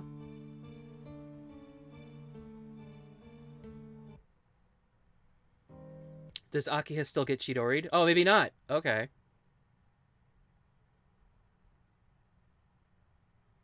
Okay, so...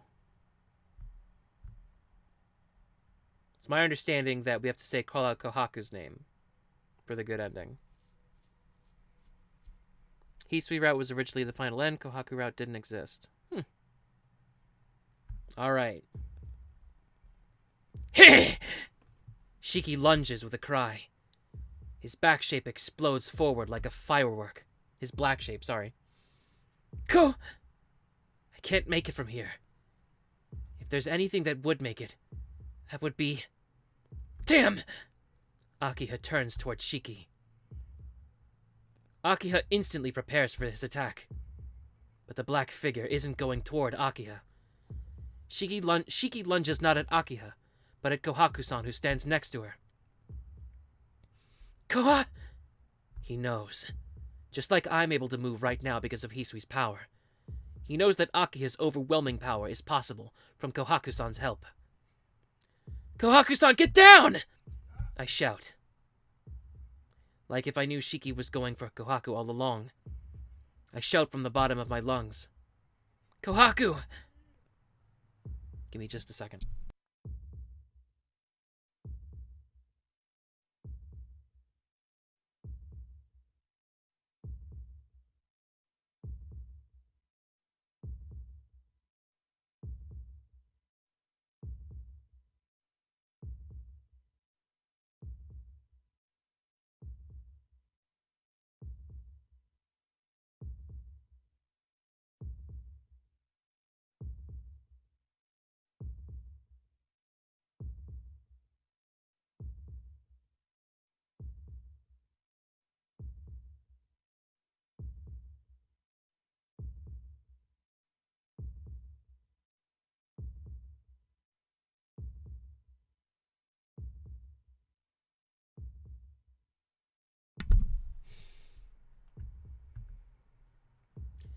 Okay.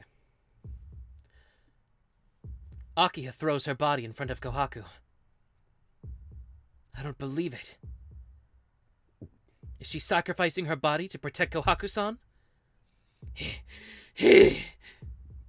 Shiki raises his voice, and with his arm thrusting like a spear, aims for Kohaku's face. Akiha forces himself between them. Her timing is perfect. I don't want to look. I don't want to see Akiha die as she protects Kohaku-san. No! Right before it all happens, I hear a voice, which I've never heard before.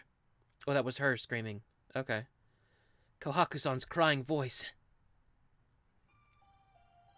The sound of rending flesh. Blood drips down onto the hallway.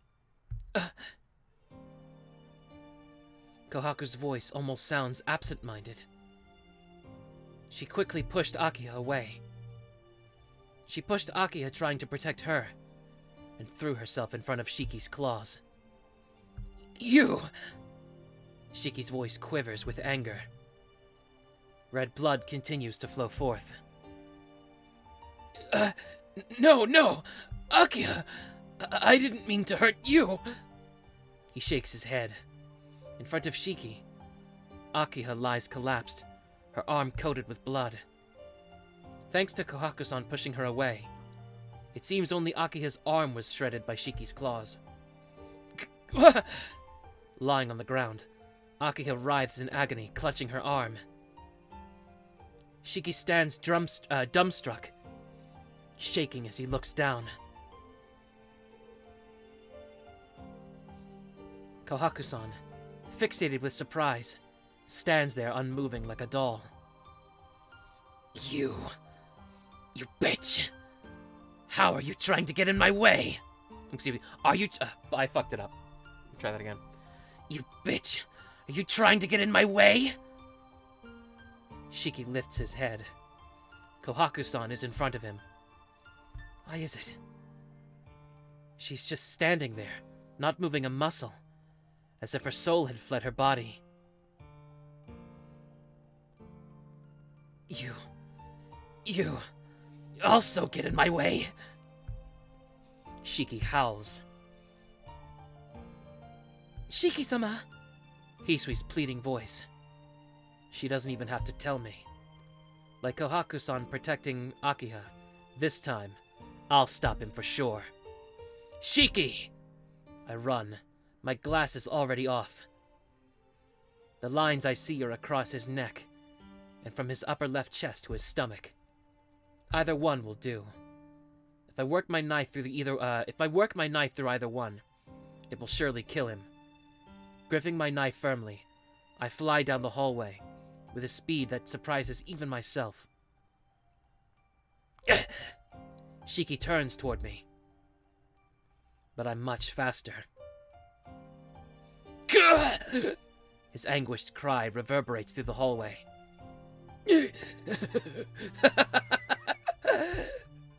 An insane laugh. It was too shallow. How naive. In front of Akiha, I hesitated in cutting her real brother's neck. The line that runs through his body. I was only able to cut it halfway. Laughing wildly, Shiki pulls back. Like that, he escapes toward the stairs. Following him would be easy. But there's something more important for me to do. Akiha! Hang in there, Akiha! Kneeling down, I look over her body. This is terrible. Her right arm is almost split in two, and painted an awful crimson. Nissan, why are you here? Her eyes are hazy, her shallow breathing, her pale face. The figure of death stretches across her body. Why aren't you resting in your room? Don't talk. We can talk about it later. For now, just don't talk. No, I won't, Nissan. How long have you been here? It's spreading. With her bleeding, her lines of death spread across her body. It's all right, just be quiet. Please, I beg of you. For now, just calm down, please. Okay. If you say so, then I will be obedient, Nissan. With a forced smile, Akiha closes her mouth. No, that... Simply put, she's so weak she can't even speak. No! Wait, I'll stop the bleeding! Oh, I'm sorry, I thought that was Kohaku. I'll stop the bleeding! Taking off my shirt. I wrap it around her arm. Damn! This is useless! Shit! If the bleeding doesn't stop, she'll die. Why doesn't... I frantically tie it around her arm. I know that it will not help her at all, but I can't think of anything else to do. I know that I'm starting to go crazy, but I still cannot calm myself. Shiki-sama, please calm down. If you tie it any tighter, it will not help her. Hisui, but... It's all right. Shiki-sama will... Akiha-sama will not die. If Nesan is here, Akiha-sama will heal. Nesan, is that not right? Hisui pulls Kohaku-san, who's still standing like a motionless doll, and sits her next to Akiha. Nesan, for now, please synchronize with Akiha-sama. You destroyed everything because you wanted Akiha-sama saved, right? Is that not right? Hisui wraps both of her hands around Kohaku-san's white hand, while Kohaku-san's gaze is still empty. Maybe Hisui's words reach her after all. Akiha's blood stops spilling forth. I relax. With this, I can be assured. The uneasiness that gripped me before, the uneasiness that Akiha would meet the worst fate, starts to gradually disappear. Akiha will be helped by Hisui and Kohaku-san. So, as Tohno Shiki, I will have to end this. Hisui, I leave Akiha and Kohaku-san up to you. Shiki-sama, you're still planning to go, are you not? We're the same type, he and I. The least I can do is put him to rest. Hisui wordlessly stares at me. Her eyes beg me not to go, but I can't listen to them. Thanks for everything up until now, Hisui. I'm so glad you were with me. I walk away. Feeling her watch me as I leave, I follow after Shiki. The path of blood continues. Maybe he didn't try to really escape. Or maybe he isn't even sane enough to understand what running away means. Shiki is standing in the hallway as if waiting for me. Shiki! I call out. Shiki looks at me with his unfocused eyes. You again! Shiki doesn't move, probably because of the wounds by me and Akiha. He doesn't have a body that can move properly. Shit! I failed again. It won't work out right. Why is everything getting ruined? It won't work. It never works out right. I always mess up. It's strange. Why is she getting in my way? He just came like I was told. So why does he always get in my way? Shiki's eyes are just hollow orbs. Maybe he didn't see anyone from the very beginning. He only sees me before him, holding my knife. That's just another obstacle. Shiki, are you in pain? In pain? Me? Why? Shiki laughs as if it's so funny, and slowly stands up. I'm not in any pain. This is a wonderful life. No matter what I do, no one can punish me. Shiki's eyes burn with a desire to kill. It seems he's ready. Underneath the moonlight, even though I've known him for so long, I take my first step towards the enemy I just met tonight. Fine. Let's fight to the death. All those who get in my way are my enemy. I'll kill you all. You, Akiha, Kohaku, just like that old man who wanted to lock me up until I died. I'll kill you all. Shiki screams like a raving lunatic. Maybe because that figure looks terribly pitiful. Even though this is a fight to the death, I remain cool and collected like ice. Shiki attacks me head on. It's nothing difficult.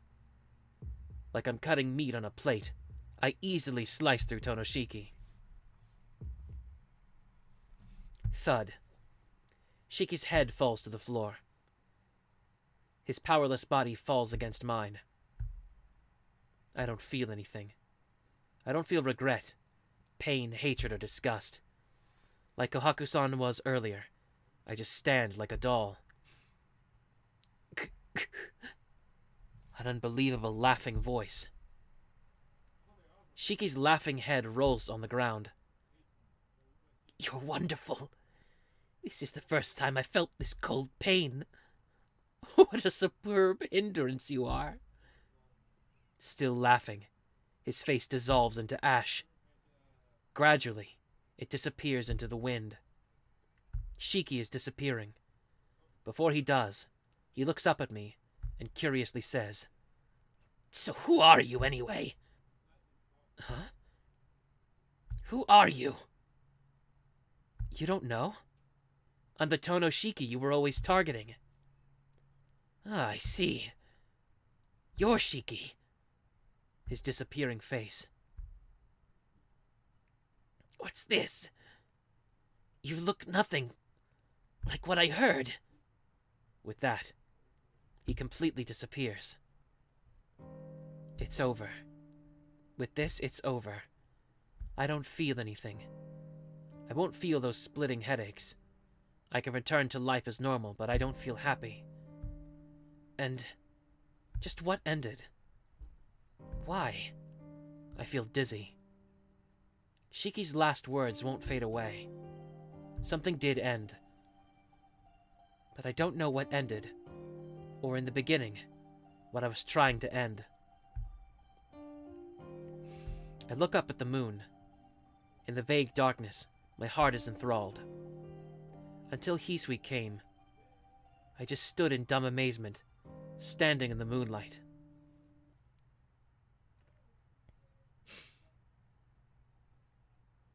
Dreams of Sunshine.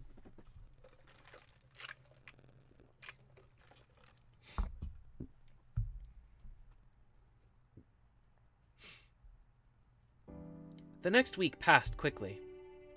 Shiki's body vanished without a trace, and the wound in Akiha's arm was treated. Even though my place as Tonoshiki became vague, I can't go back to being Nanaya Shiki. I don't know if she understands my feelings or... I don't know if she understands my feelings or not. I don't know if she understands my feelings or not about it. But Akiha hasn't said one word about that night. If Akiha, the head of the household, is going to play dumb, then I think I can continue my life as Tonoshiki. The peaceful days have returned. Since Shiki disappeared, all my strength returned, and Akiha is healing well too. That's another thing. Okay, so in the first two routes, Shiki's health had to do with the fact that he had come close to death. And even though he beat Roa, if I remember correctly, his health didn't exactly return to normal. In the third route, it was revealed that Akiha gave Shiki some of her life to bring him back. And that's what was keeping him alive. But in this fourth route,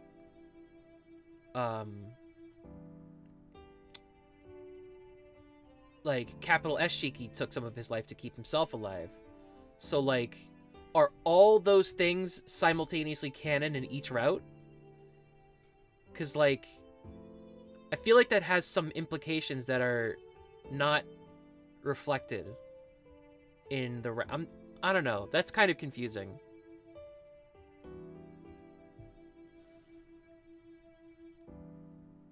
Because I don't know. Shouldn't Akiha still be having issues if Shiki's still alive? I don't know. I'm a little confused up with that. Depending on the events of each route. Okay, that's kind of what I figured. Kohaku-san and Hisui go back to their regular duties at the mansion, and there isn't a trace of uneasiness. I want to believe that there isn't. Nissan? It's noon already, Nissan. I hear a voice. Jeez. Even though it's so nice outside, please do not sleep in such a place. If you want to go take a nap, do so in your room. Fingers tap my shoulder. With that, I wake from my dream. Morning, Akiha. Don't say morning. Coming to the sitting room only to sleep. Just what were you thinking, Nissan? Well, I was thinking about this and that. Giving a deep sigh, I get up from the sofa. Wait a minute, Nissan. Are you going to actually go to sleep? Are you going to actually go sleep in your room?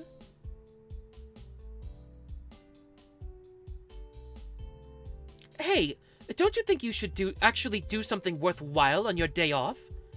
To give you examples, like going out to deepen bonds with family members, or invite them to have fun out of fuck me. Ugh, okay.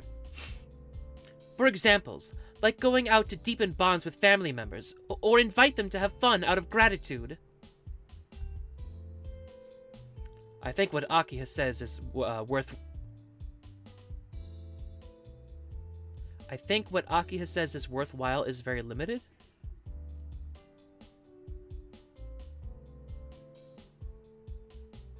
I think what Akiha says is worthwhile is very limited. I don't know what the fuck that means. I think he means there's not much that she says that's worthwhile, I guess?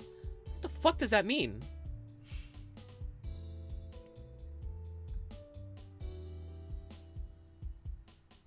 Well, I do think so. It's just that what you think is worthwhile is different from what I think is worthwhile. Oh, I get it now. Okay. I get it. It means, like she was giving examples of what he could do on his day off, and they all just happened to be, like, hanging out with her. I think that's what that was alluding to. It's just, like, a really roundabout way of phrasing that.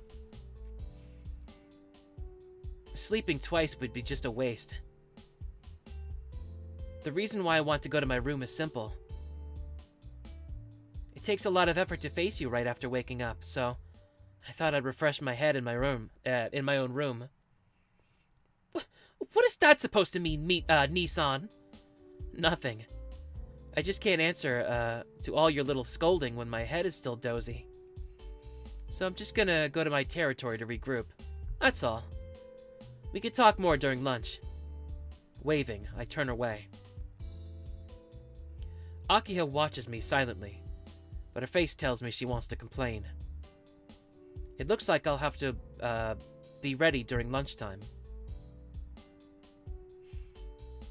I come to my room. While I was dozing in the sitting room, it looks like Hisui cleaned my room. But this really is a dull room, if I have to say it myself. Other than a bed and a desk, the room is completely empty. It's close to winter, so I should probably get some heating equipment. Akiha's pretty nosy about it, but I'd never feel like using the fireplace. Oh, noisy, sorry. What's this on the desk? A letter I don't remember about is placed there. I'm curious, so I open it up.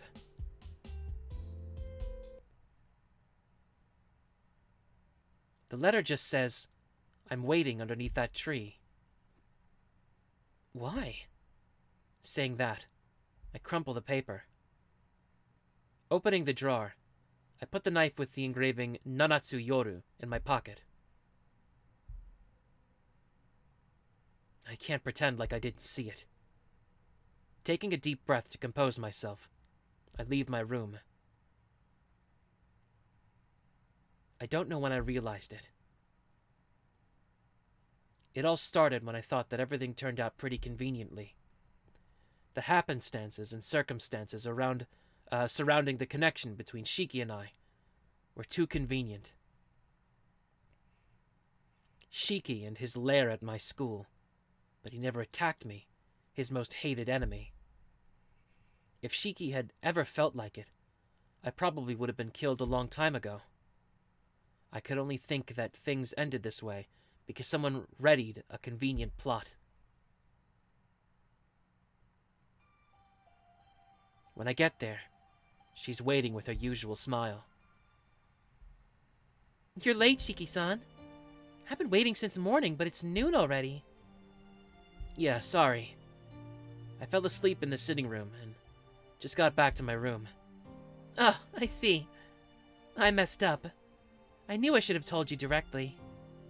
That may be true. I nod. She smiles at me. But it's good that you came.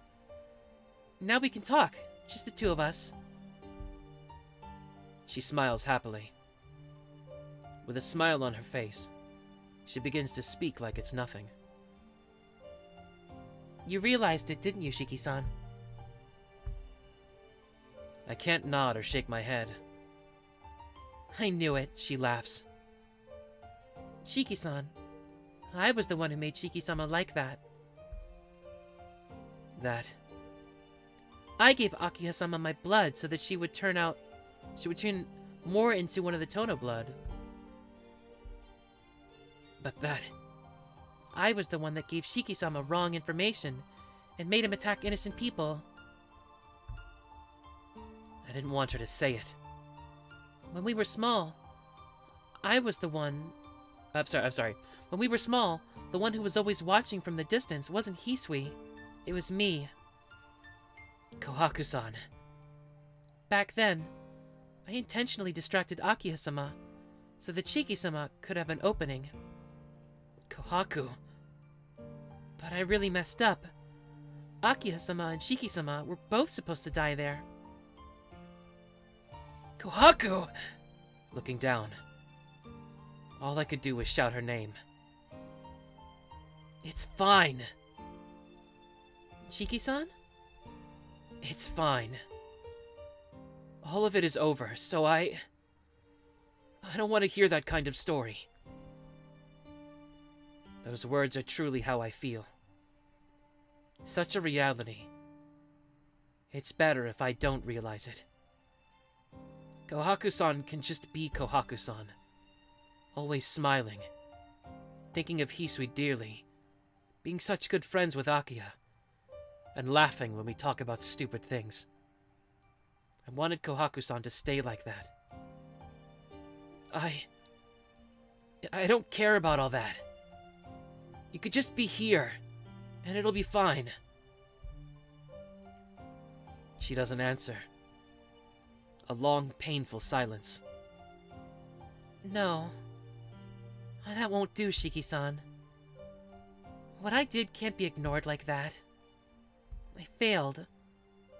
I've lost the reason that moved me these past years. So this Kohaku will just disappear. What? I lift my head. Over there. She looks like she always does.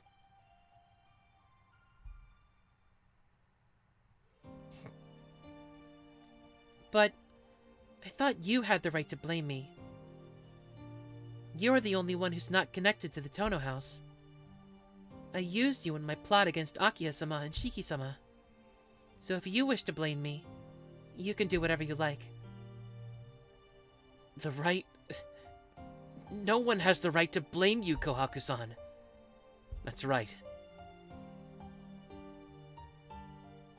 Ever since she was a small child and came to this mansion, she had to receive all the crimes of Tohno Makihisa. She could not ask for help. Nobody helped her. If she lived that life for years, then that's... If you want to talk about your rights, you have every right to take your revenge. I can only imagine what happened to you. But you only could hold nothing but a grudge against the Tohno family. I know that I'm just sounding clever, but I say those unsatisfactory lies. No, I didn't have a grudge against Makihisa-sama or Akiha-sama at all. So what I did wasn't revenge. I just thought it's what a human would have done. Only for my sake, I put Makihisa-sama and Shiki-sama in a trap, and tried to get Akiha-sama dead too. It's all that I had. There really weren't any feelings behind it. Her smile does not fade. But that's a lie. If that's true, then I would have hated her from the bottom of my heart. No, that's wrong. Kohaku-san, you just want to think that. If that was true, then why did you protect Akiha? Kohaku-san, you had emotions. You liked Akiha, so you destroyed your own plan yourself. For just an instant, she lowers her glance just a little bit and smiles again. That's right. I destroyed my own plan. Really, Shiki-sama should have killed me back then. I made it so only one of us would stay alive after that. But why did we both end up surviving? She seemed troubled, as she always says this. I'm serious. She seemed troubled as she says this. And her smile returns. It's simple. It's because you wanted Akiha to live. And you wanted to stay alive too. So then, everything's alright. Even though you planned it all, I'm happy. Akiha's still alive. And you're still alive. And that makes me really happy. Is that not enough for you, Kohaku-san? Tears come out as I say so. I can't stop my feelings, which are more full of regret than pity. I already understand that this person will not return. Since then, from the time she protected Akiha, she became broken and couldn't come back. I understand that too well. Shiki-san, are you crying? That's stupid, crying over a doll and a play that broke. Yes, it really is stupid. Hey, Shiki-san, I said that I didn't hate anyone, but there is one person I hated. You understand, right? I think I hated you. Because if you weren't there, I could have just stared out the window without even thinking. Smiling, she turns away. Her sleeves flutter like butterfly wings. My legs want to dash forward, but I can't move. Even one step. I feel that if I make one step toward her, something will happen that I can't take back. You're the only one I hated. Everyone else, I neither liked nor hated. I lost those emotions, so saving Akiha-sama was only an accident. Her figure starts to become hazy. Kohaku-san. I have a bad feeling about this. I can't place it, but I have a terrible feeling. Then... Ne-san! A voice calling for her echoes through the air. Hisui? Hisui-chan? Our voices overlap. Gasping for breath, Hisui looks directly at her. Hisui-chan, why? Her voice is shaking. Taking it. She looks sharply at her. Lies. With a short, strong voice, Hisui says so. Everything you say are lies, Ne-san. You saved Akiha-sama back then because you like her. And I know you can't hate Shiki-sama. I hear a sharp gasp. Still turned around, she looks extremely frightened. Is that not right? You played my role, so you cannot hate Shiki-sama. You played the role of Hisui from back then, so you loved Shiki-sama and tried to protect Akiha-sama. You're not an empty human like you think you are. Hisui's voice hangs in the air. Kohaku doesn't turn back, and just answers, no.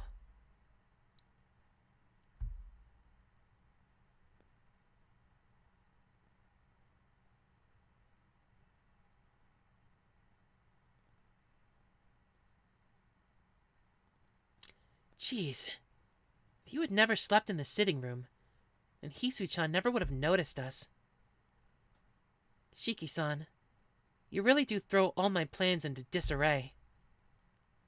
Still facing the other way, she laughs.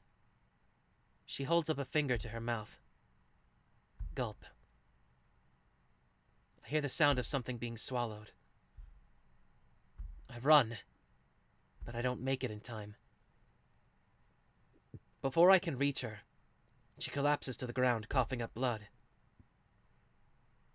Thud. A hard, sickening noise. Still smiling. She drips red blood from her mouth. Ne-san! Hisui holds her. But that... no matter who looks at it, it's already too late. No! Ne-san! Ne-san! Cradling the unmoving girl's head, Hisui frantically calls out. It seems her feelings overflow like the blood pouring from Kohaku's mouth. Her mouth opens and closes over and over. Ne-san! Ne-san, hold on! A desperate cry. Seeing that, the girl smiles like a child. Huh? Don't do that, Hisui-chan. Crying like that. It feels like back then. What? Nason, why? Yeah. Because if I don't do so, you won't be able to return to the way you were. Her words in pieces, and with glazed eyes, she speaks to Hisui. Nason! Hisui's face contorts in grief. Her tears flood her face. Why? That's fine. I was okay with the way I was. If you were happy, then I was happy. I was always protected by you, so... I was always happy. Painfully, she swallows her last words. Why? You should have stayed like Hisui, Nason. Like Hisui, the one you admired so long ago, so why? Why are you returning it to me now? A tear falls. Maybe Hisui's tears caused that. She nods quietly. That's right. I really had fun. It was all just an act, but it was really fun, Hisui-chan. So I hoped, Hisui-chan, you were having fun too. Her blood drips out. As she speaks, blood dribbles out of her mouth. Nason! Hang on, Nason! This can't be! Why do you have to die, Nason? There's no reason for you to die, Nason! Hisui's voice can no longer reach her. Her chest rising and falling. She just looks up at the deep, deep blue sky. It's pretty. I could never go outside, but I always remembered the color of the sky. Nason? Nason! Just those little things were my days. Hisui-chan, Shiki-san, and Akiha-sama were there. And there was such a pretty sky overhead. Yeah. I can't remember it too well. Those fun things are starting to disappear. Her energy drains away. The remaining light in her eyes disappearing. That I could not let it be. I take out my knife. My glasses are already off. All that's left. Shiki-sama, what are you... Hisui holds on to me. I'm gonna save Kohaku-san. Please be quiet and trust me. I pull free and look hard at her body. Just like the time with Yumizuka. That time, I found Yumizuka's polluted blood and killed it. So I should be able to kill the poison she drank.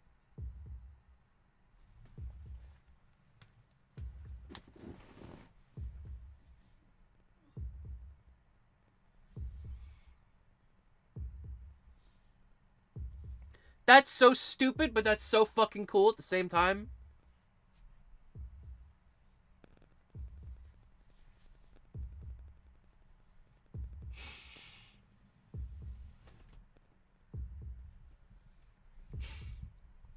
That's so stupid, but that is so cool.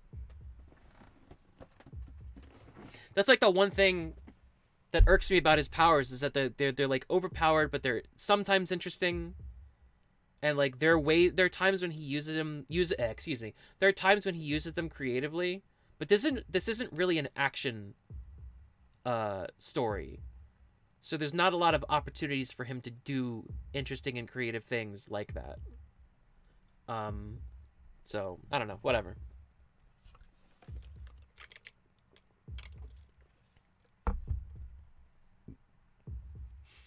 The headache gets worse. It feels like someone is stabbing my skull with a knife. It's so bad that I want to close my eyes. I I guess looking at something wrong in someone else's body is difficult.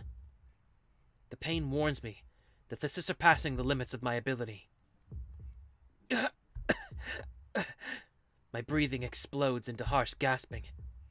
Bubbles escape from my mouth. My entire world is red. As if all my body fluids are turned into poison. My body's burning from the inside. Yeah, but still. I stare at it, not caring if I go blind.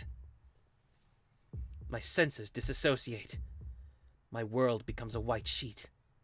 As the sound of my blood vessels burning away roars in my ears, I quickly, before I'm unable to move, find the poison in her body and kill it.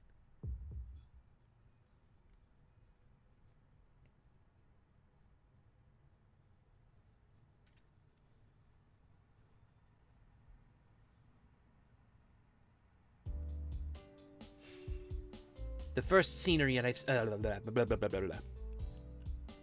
OG Tsuki isn't an action series, but later on you realize that Nasu actually did want to write one until he got better at writing it. Okay. The first scenery I've seen in a few days is this white examination room. All set. It seems like you're fine, Shiki-kun. I do not see any cloudiness in your condition. I do not see any cloudiness, and your condition should not return. You can go back to your normal life now. The doctor continues scribbling away, as he's done these past few days. His face, which I see for the first time, looks somewhat kind. Well then, take care. Yeah, but don't strain yourself for a while. You always seem to push yourself too hard. I understand. Thank you so much for your help. I bow with heartfelt thanks. And I stand up from the chair.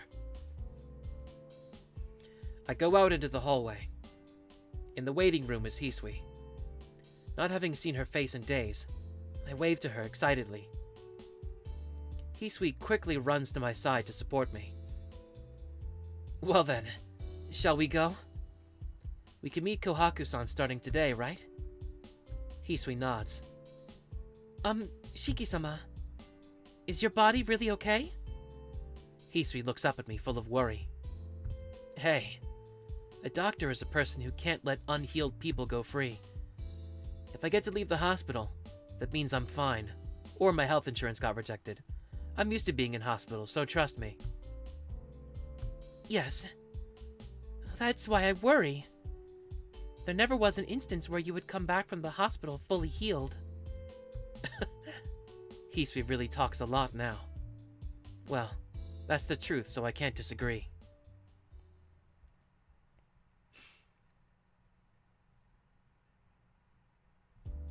Anyway, I finally got those bandages off my eyes. I can see your face. My body's healed, so there's no more problems. Come on, let's go see Kohaku-san. Pulling Hisui, who's still waiting to say something, I walk towards Kohaku-san's room. Okay, so she's also in the hospital? After seeing me plunge my knife into Kohaku-san, Hisui panicked. But after seeing that Kohaku-san's body was not harmed, that her breathing returned after that, and seeing me collapsing, Hisui ran to save all of us, even though she was still in a panic. As a result, Kohaku-san was saved. I fell into a condition where my eyes would not function, in addition to the decrease in my physical body strength. Well, I somehow understood that I went blind. When I stabbed my knife into her body, the only thing I was able to see were those lines. So when I was told I went blind, it didn't shock me that much, but then my sight came back shortly after. The examination revealed absolutely nothing wrong with my eyes, but only the problems with my nerves. Rather than my cut nerves connecting themselves, it seems more like the nerves which were numb healed up. It seems like my eyes will not go blind that easily. Or it might be that even if I do go blind, I'll still see those lines. Well, those are trivial matters. What's important The important fact is that Kohaku-san and I were saved. But Kohaku-san wasn't fully saved. She was able to recover, but in turn, she lost something. Shiki-sama. Yeah, go ahead. I think it's probably better if you went in first. After answering yes, she knocks on the door. A voice tells us to come in and we enter the room. Kohaku-san is the only one in the room. She sits up in bed and looks at Hisui and I.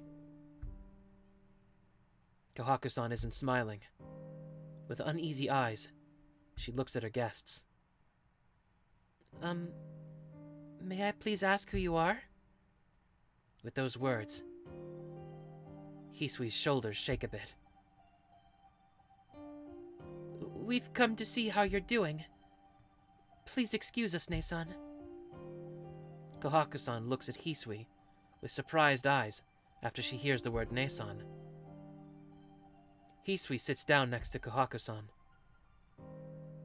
I don't want to be in the way, so I sit down on a chair by the wall. Kohaku-san looks uneasily back and forth between Hisui's face and mine.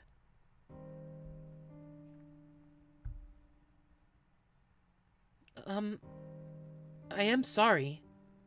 It's a bit strange. I feel that I do know both of you, but I cannot remember either of you. Her voice sounds very apologetic.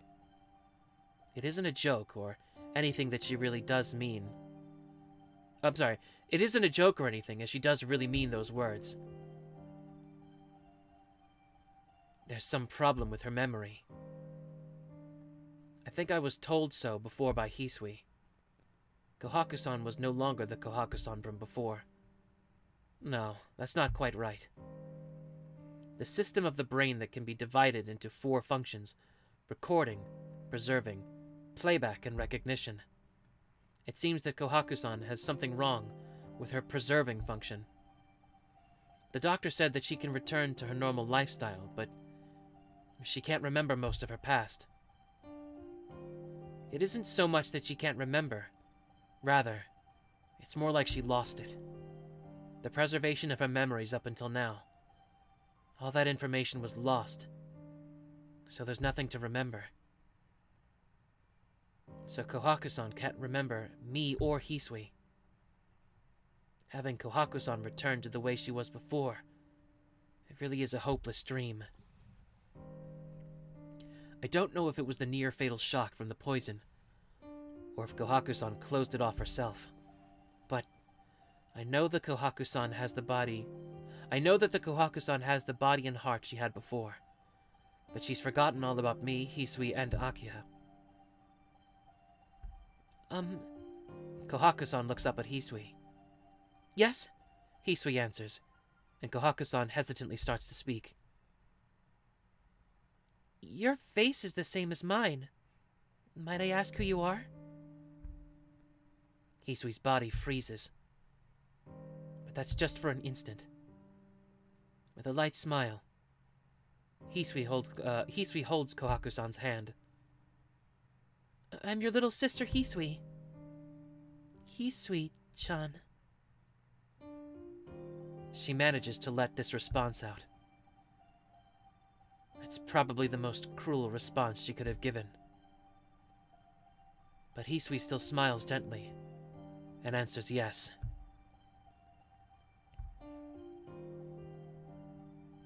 I'm so sorry.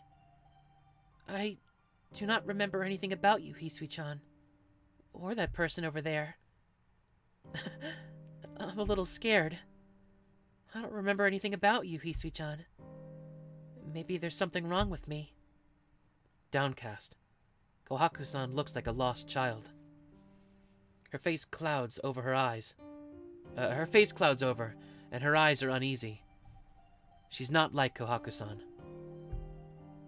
But still, Hisui grips her hand tightly. No, do not worry, Ne-san. No matter how uneasy you are, I'll always be with you.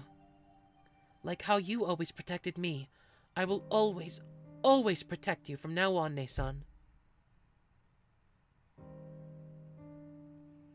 Kohaku-san's face is pure bewilderment. After looking at Hisui in surprise, Kohaku-san thanks her. Yes. Looking down in embarrassment, Hisui mumbles a response.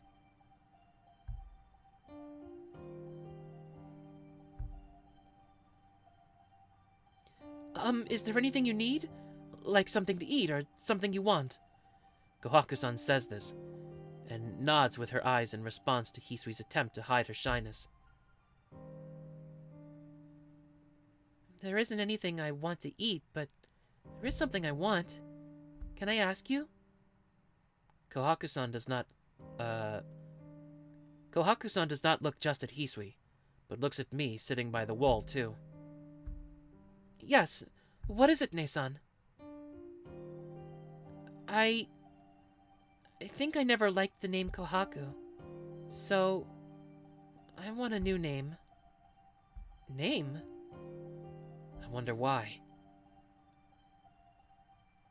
Once she says that, only one name comes to me. That name has been discarded and only remains in my memories. Shiki-sama. Hisui turns to me. Is she thinking of the same thing? She looks at me as if she wants confirmation. I nod in response. Hisui turns back to Kohaku and asks, How does Nanaya sound? Nanaya? Kohaku-san murmurs. Kohaku-san murmurs it as if testing the sound. Right after, she lifts her face up as if she remembered something. Yes, I think I like the sound of that. It seems awfully nostalgic for some reason. Saying that, she smiles. Her usual smile that blossoms like a rose. Finally, for the first time since she awakened, she smiles happily. The two of them talking looks perfectly natural. Naturally, the two of them peacefully pass the time as sisters. I don't know if losing her memory was good or bad. Since all of her memories are painful, maybe it was a good thing that it happened. Because from now on, there'll be nothing but happiness. Forgetting all the sorrowful incidents, she can return to normal happiness. But looking at this blue sky, I just can't help but think back. That young girl is standing by the window. I know that the past for her is something to be forgotten about.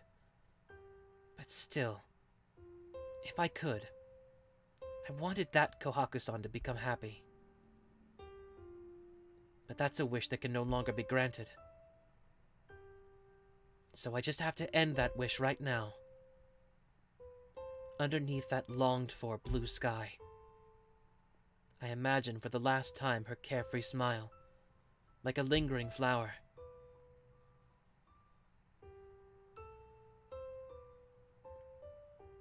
Shiki-sama, may I please have a moment? After we leave the hospital, Hisui suddenly asks me that question. Sure, what is it? Yes. We still have time, so there's somewhere I wish to go. Somewhere you wish to go? Not understanding, I tilt my head. Come on, let's go, Shiki-sama. Hisui pulls my hand forcefully and starts running.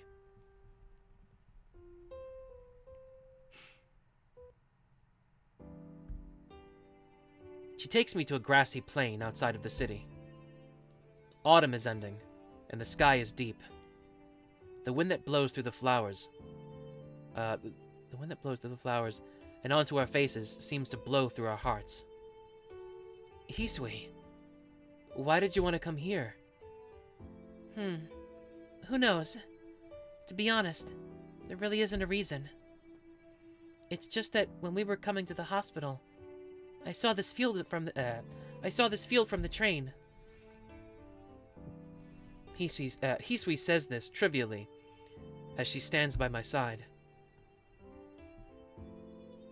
I don't get it. This is a nice place, but it doesn't seem that special. If you wanted to play, we should go to another... No. This is the right place to visit. I wanted to come not somewhere in the city, but somewhere quiet and beautiful, and it makes me feel positive. A place where you could return to your usual self. With a light smile, she looks up at me. My usual self, Hisui? Yes. Well, when you were in the hospital room, you looked so depressed. I understand how you feel, and I'm glad that you feel that way. But that's not what Ne-san wanted. Hisui reaches out. She lightly places her hand on mine. Is that not right? I think it's better if you cheer up. Hey, Shiki-sama. You may not have realized it, but you smell like sunshine. That's the Shiki-sama that I like, and I'll always like. Her eyes look at me directly. Those eyes are really kind and optimistic. Hisui is the one that smiles like Hisui's the one that smells like sunshine. 8 years ago. It feels like we returned to that time when Akiha and I and her would run around in the garden.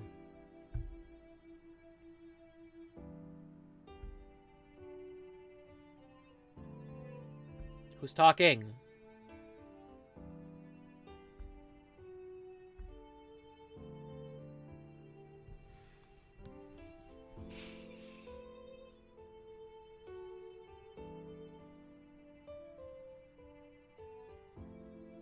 Okay, I figured it out. Really, I think I'm the gloomy one if you ask me. You're just someone who does not start conversation that much. But to me, no. To us, you're like this open field. Her fingers move. I feel her squeeze me tighter. So there. Please don't make that face, Shiki-sama. Akiha-sama was saved. And even Ne-san was saved. There's no more reason for you to feel sad. Ne-san is still alive. Then I'm sure she'll return to the way she was someday. And even if not, I'll make her many times happier. You do not have to be sad. Because we will have to help Ne-san and Akiha-sama be happier from now on. What she's saying is fairly preposterous. So I wonder why. After hearing those words, I feel a ray of light shining into my gloomy heart. That's right. I'm her big brother, so it's only natural for to do such a thing. Hisui nods. Yeah, it might be hard, but we have to do it. Or is that him talking? Fuck. It might be hard, but we have to do it. Because I want them to be happy too. Yes, I know you can do it. Nodding strongly, she holds my hand against her chest. I can feel her heartbeat. The delicate warmth of her body serenely blows like the wind through the grass into my own heart. Besides, if you do not cheer up, I would be very troubled. Why? I ask. Hisui's cheeks flush, but she still looks directly at me. You're the only one who can make me happy. I want to always be near your side. Always be near your sunshine. She stands on her tiptoes to kiss me. The sky is high. Underneath that sky, where there's no sadness, I receive the warmth of the one I love the most. From the field is the gentle smell of sunshine. Yeah, Hisui's words are exactly right. We lost a lot, but we haven't lost everything. The days will still go on into the future. Then, we have to go on, and try our best to make everyone live happily. Thanks, Hisui. Holding her delicate body, I close my eyes. Tears flow down my cheeks, but there's no sadness. Life itself is fun enough. I've known that for a long time. Then, holding Hisui's hand, I'll walk on and have no regrets.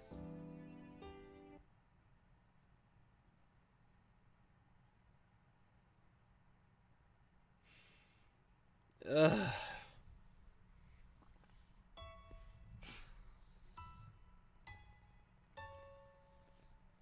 I could feel myself running out of steam. I was like, fuck.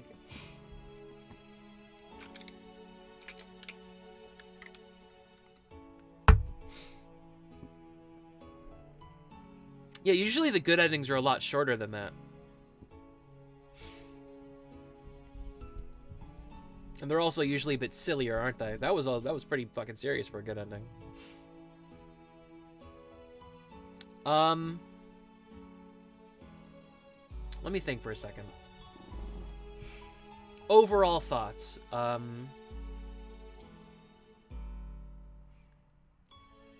I feel like if I were playing this casually, I would have liked it a lot more. There was a lot more adult-oriented themes, and a lot more...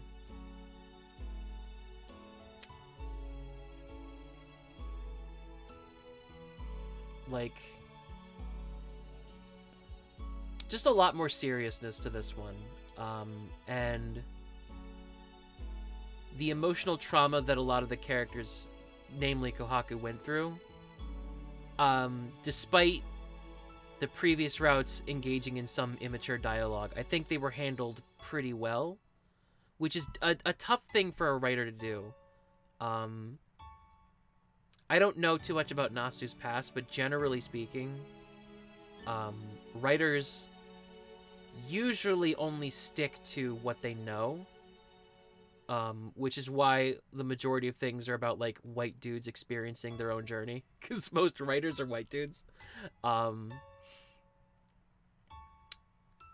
always, but, like, generally speaking, like either way. So it's impressive for as messy as Tsukihime can be, for Kohaku-san's story to be as impactful as it is.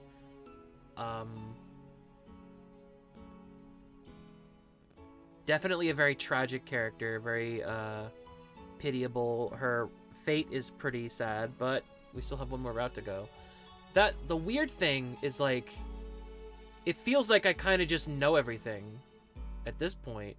I don't know, I can't think of anything left. I'm sure there is something I'm not thinking of, but it feels like I know everything. So going into the Kohaku route, it's just like,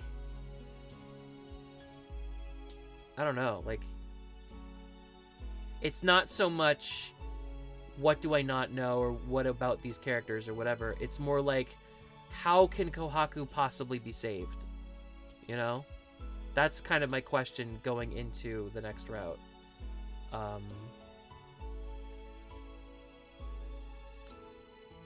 And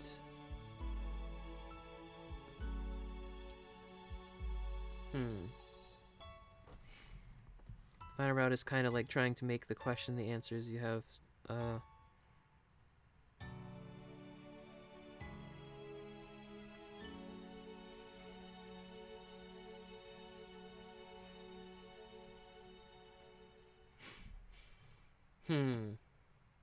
Yeah, there's just like... It was just tough streaming this because of the way the adult stuff was handled. Is like the only thing that was kind of annoying. But that's, you know, that's partially my fault. I've had several people tell me, oh, there's mods that you can get to edit out the nude scenes. And if I really tried hard enough, I probably could have found some way to do that. Or later I had thought of ways to kind of deal with that. But like people would tell me, oh, there's mods, and I would Google it and I couldn't find anything. So I don't know.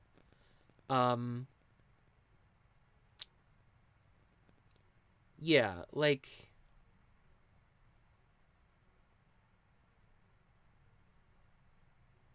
it's getting to the point now where it doesn't feel right for me to say, like, oh, this is my favorite route, or Aki has my favorite route, or whatever is my favorite route. Because they're all starting to kind of feel like, I don't know. It's hard to explain, but it's hard for me to like judge the quality of this route and be like, oh, this is like an 8 out of 10 or 7 out of 10 or 9 out of 10 or whatever. Um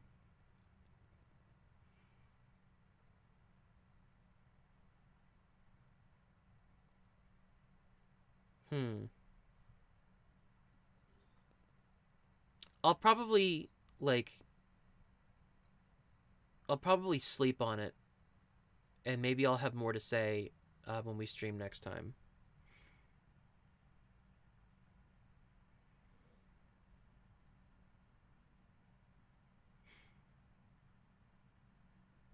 Um so I don't know if I'm going to be able to stream tomorrow, because we've long since passed the 3 hour mark, and this is gonna be a fucking nightmare to edit. So editing this may go into Friday for how long it'll take. So Monday we will be back, and we will begin the final route.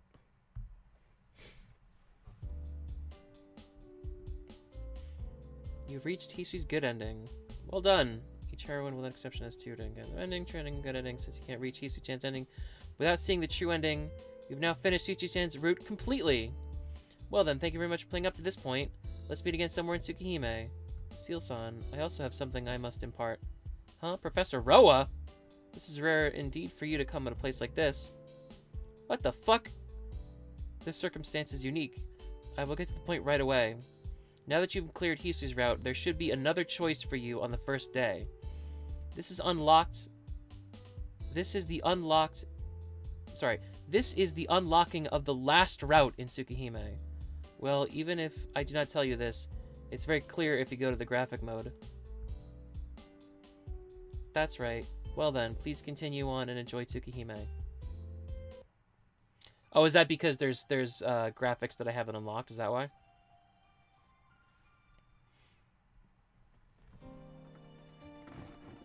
Okay.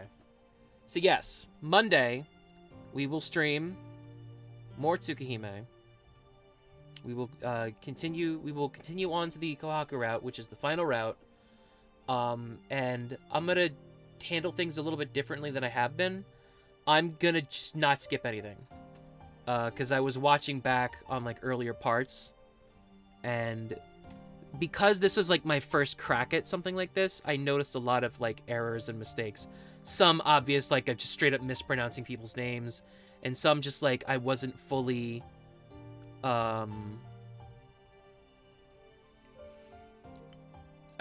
familiarized with the characters enough to give them their own voices or like whatever. So the first hour and a half of part 1 is kind of rough as a rewatch. So I'm gonna redo. I'm not gonna redo it, but like I'm gonna not skip everything in this one to kind of like give that another shot, and to just refresh everything more so than just me like saying it over and over again. So that'll be fun. Man.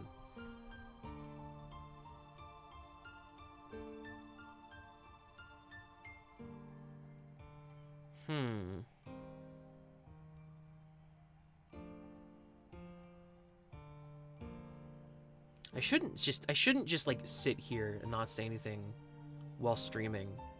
But like Hisui route really do be making you think, you know? Like, yeah.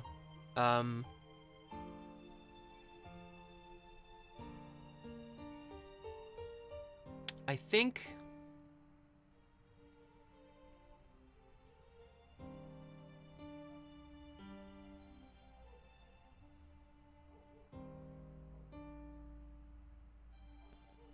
there were a lot of really cool parts dramatically in this route. Even though there was like a lot less action in this one. I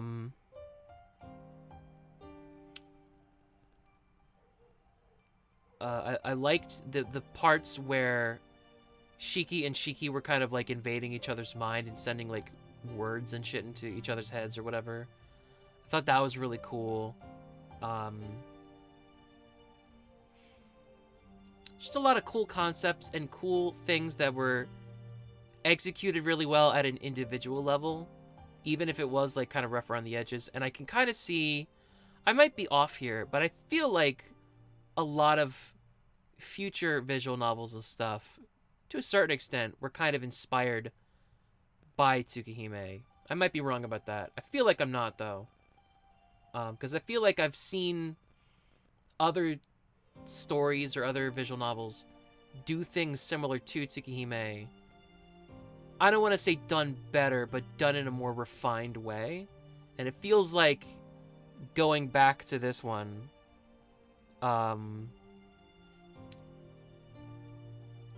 it feels like I can kind of see certain influences. I feel like that's the case. I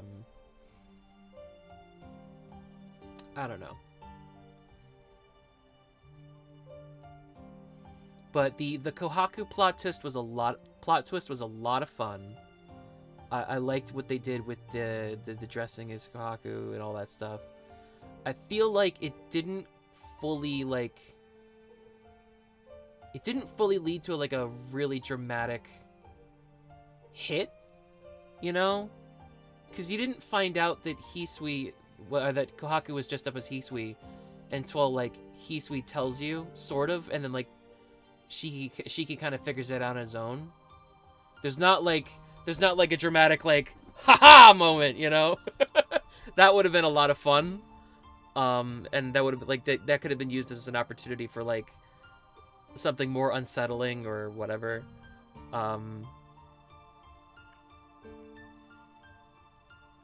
But you know, either way, it was really good. And yeah, I'm looking forward to the Kohaku route. I think that might happen in the remake. Although I guess it wouldn't make a whole lot of sense for a twin to do that, right? Like, you thought it was easy, but it was me. They pull off like a rubber mask, and it's just the same face. That'd be funny. All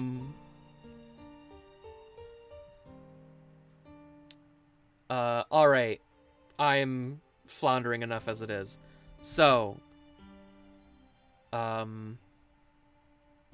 if I stream tomorrow, and I feel like I probably won't, but if I do, it probably won't be Tsukihime. I'll probably like do like Blaze Blue or something.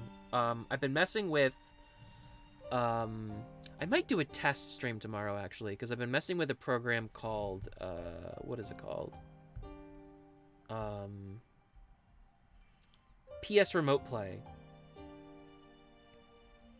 which lets you like stream PS4 or PS5 footage on your computer. And I did that with my PS5, and it was like basically 1-to-1, which I was really surprised about. So I wanted to see, and I streamed it on Discord, and it still was like perfectly 1-to-1. So I was surprised at how stable that was. So I want to do a test stream to see if I can actually like stream that.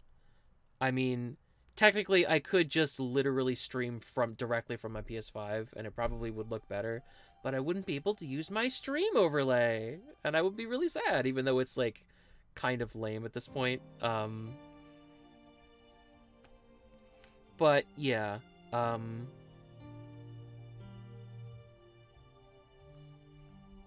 yeah, so that's something I might do, but I also might just like edit all night into tomorrow, so we'll see.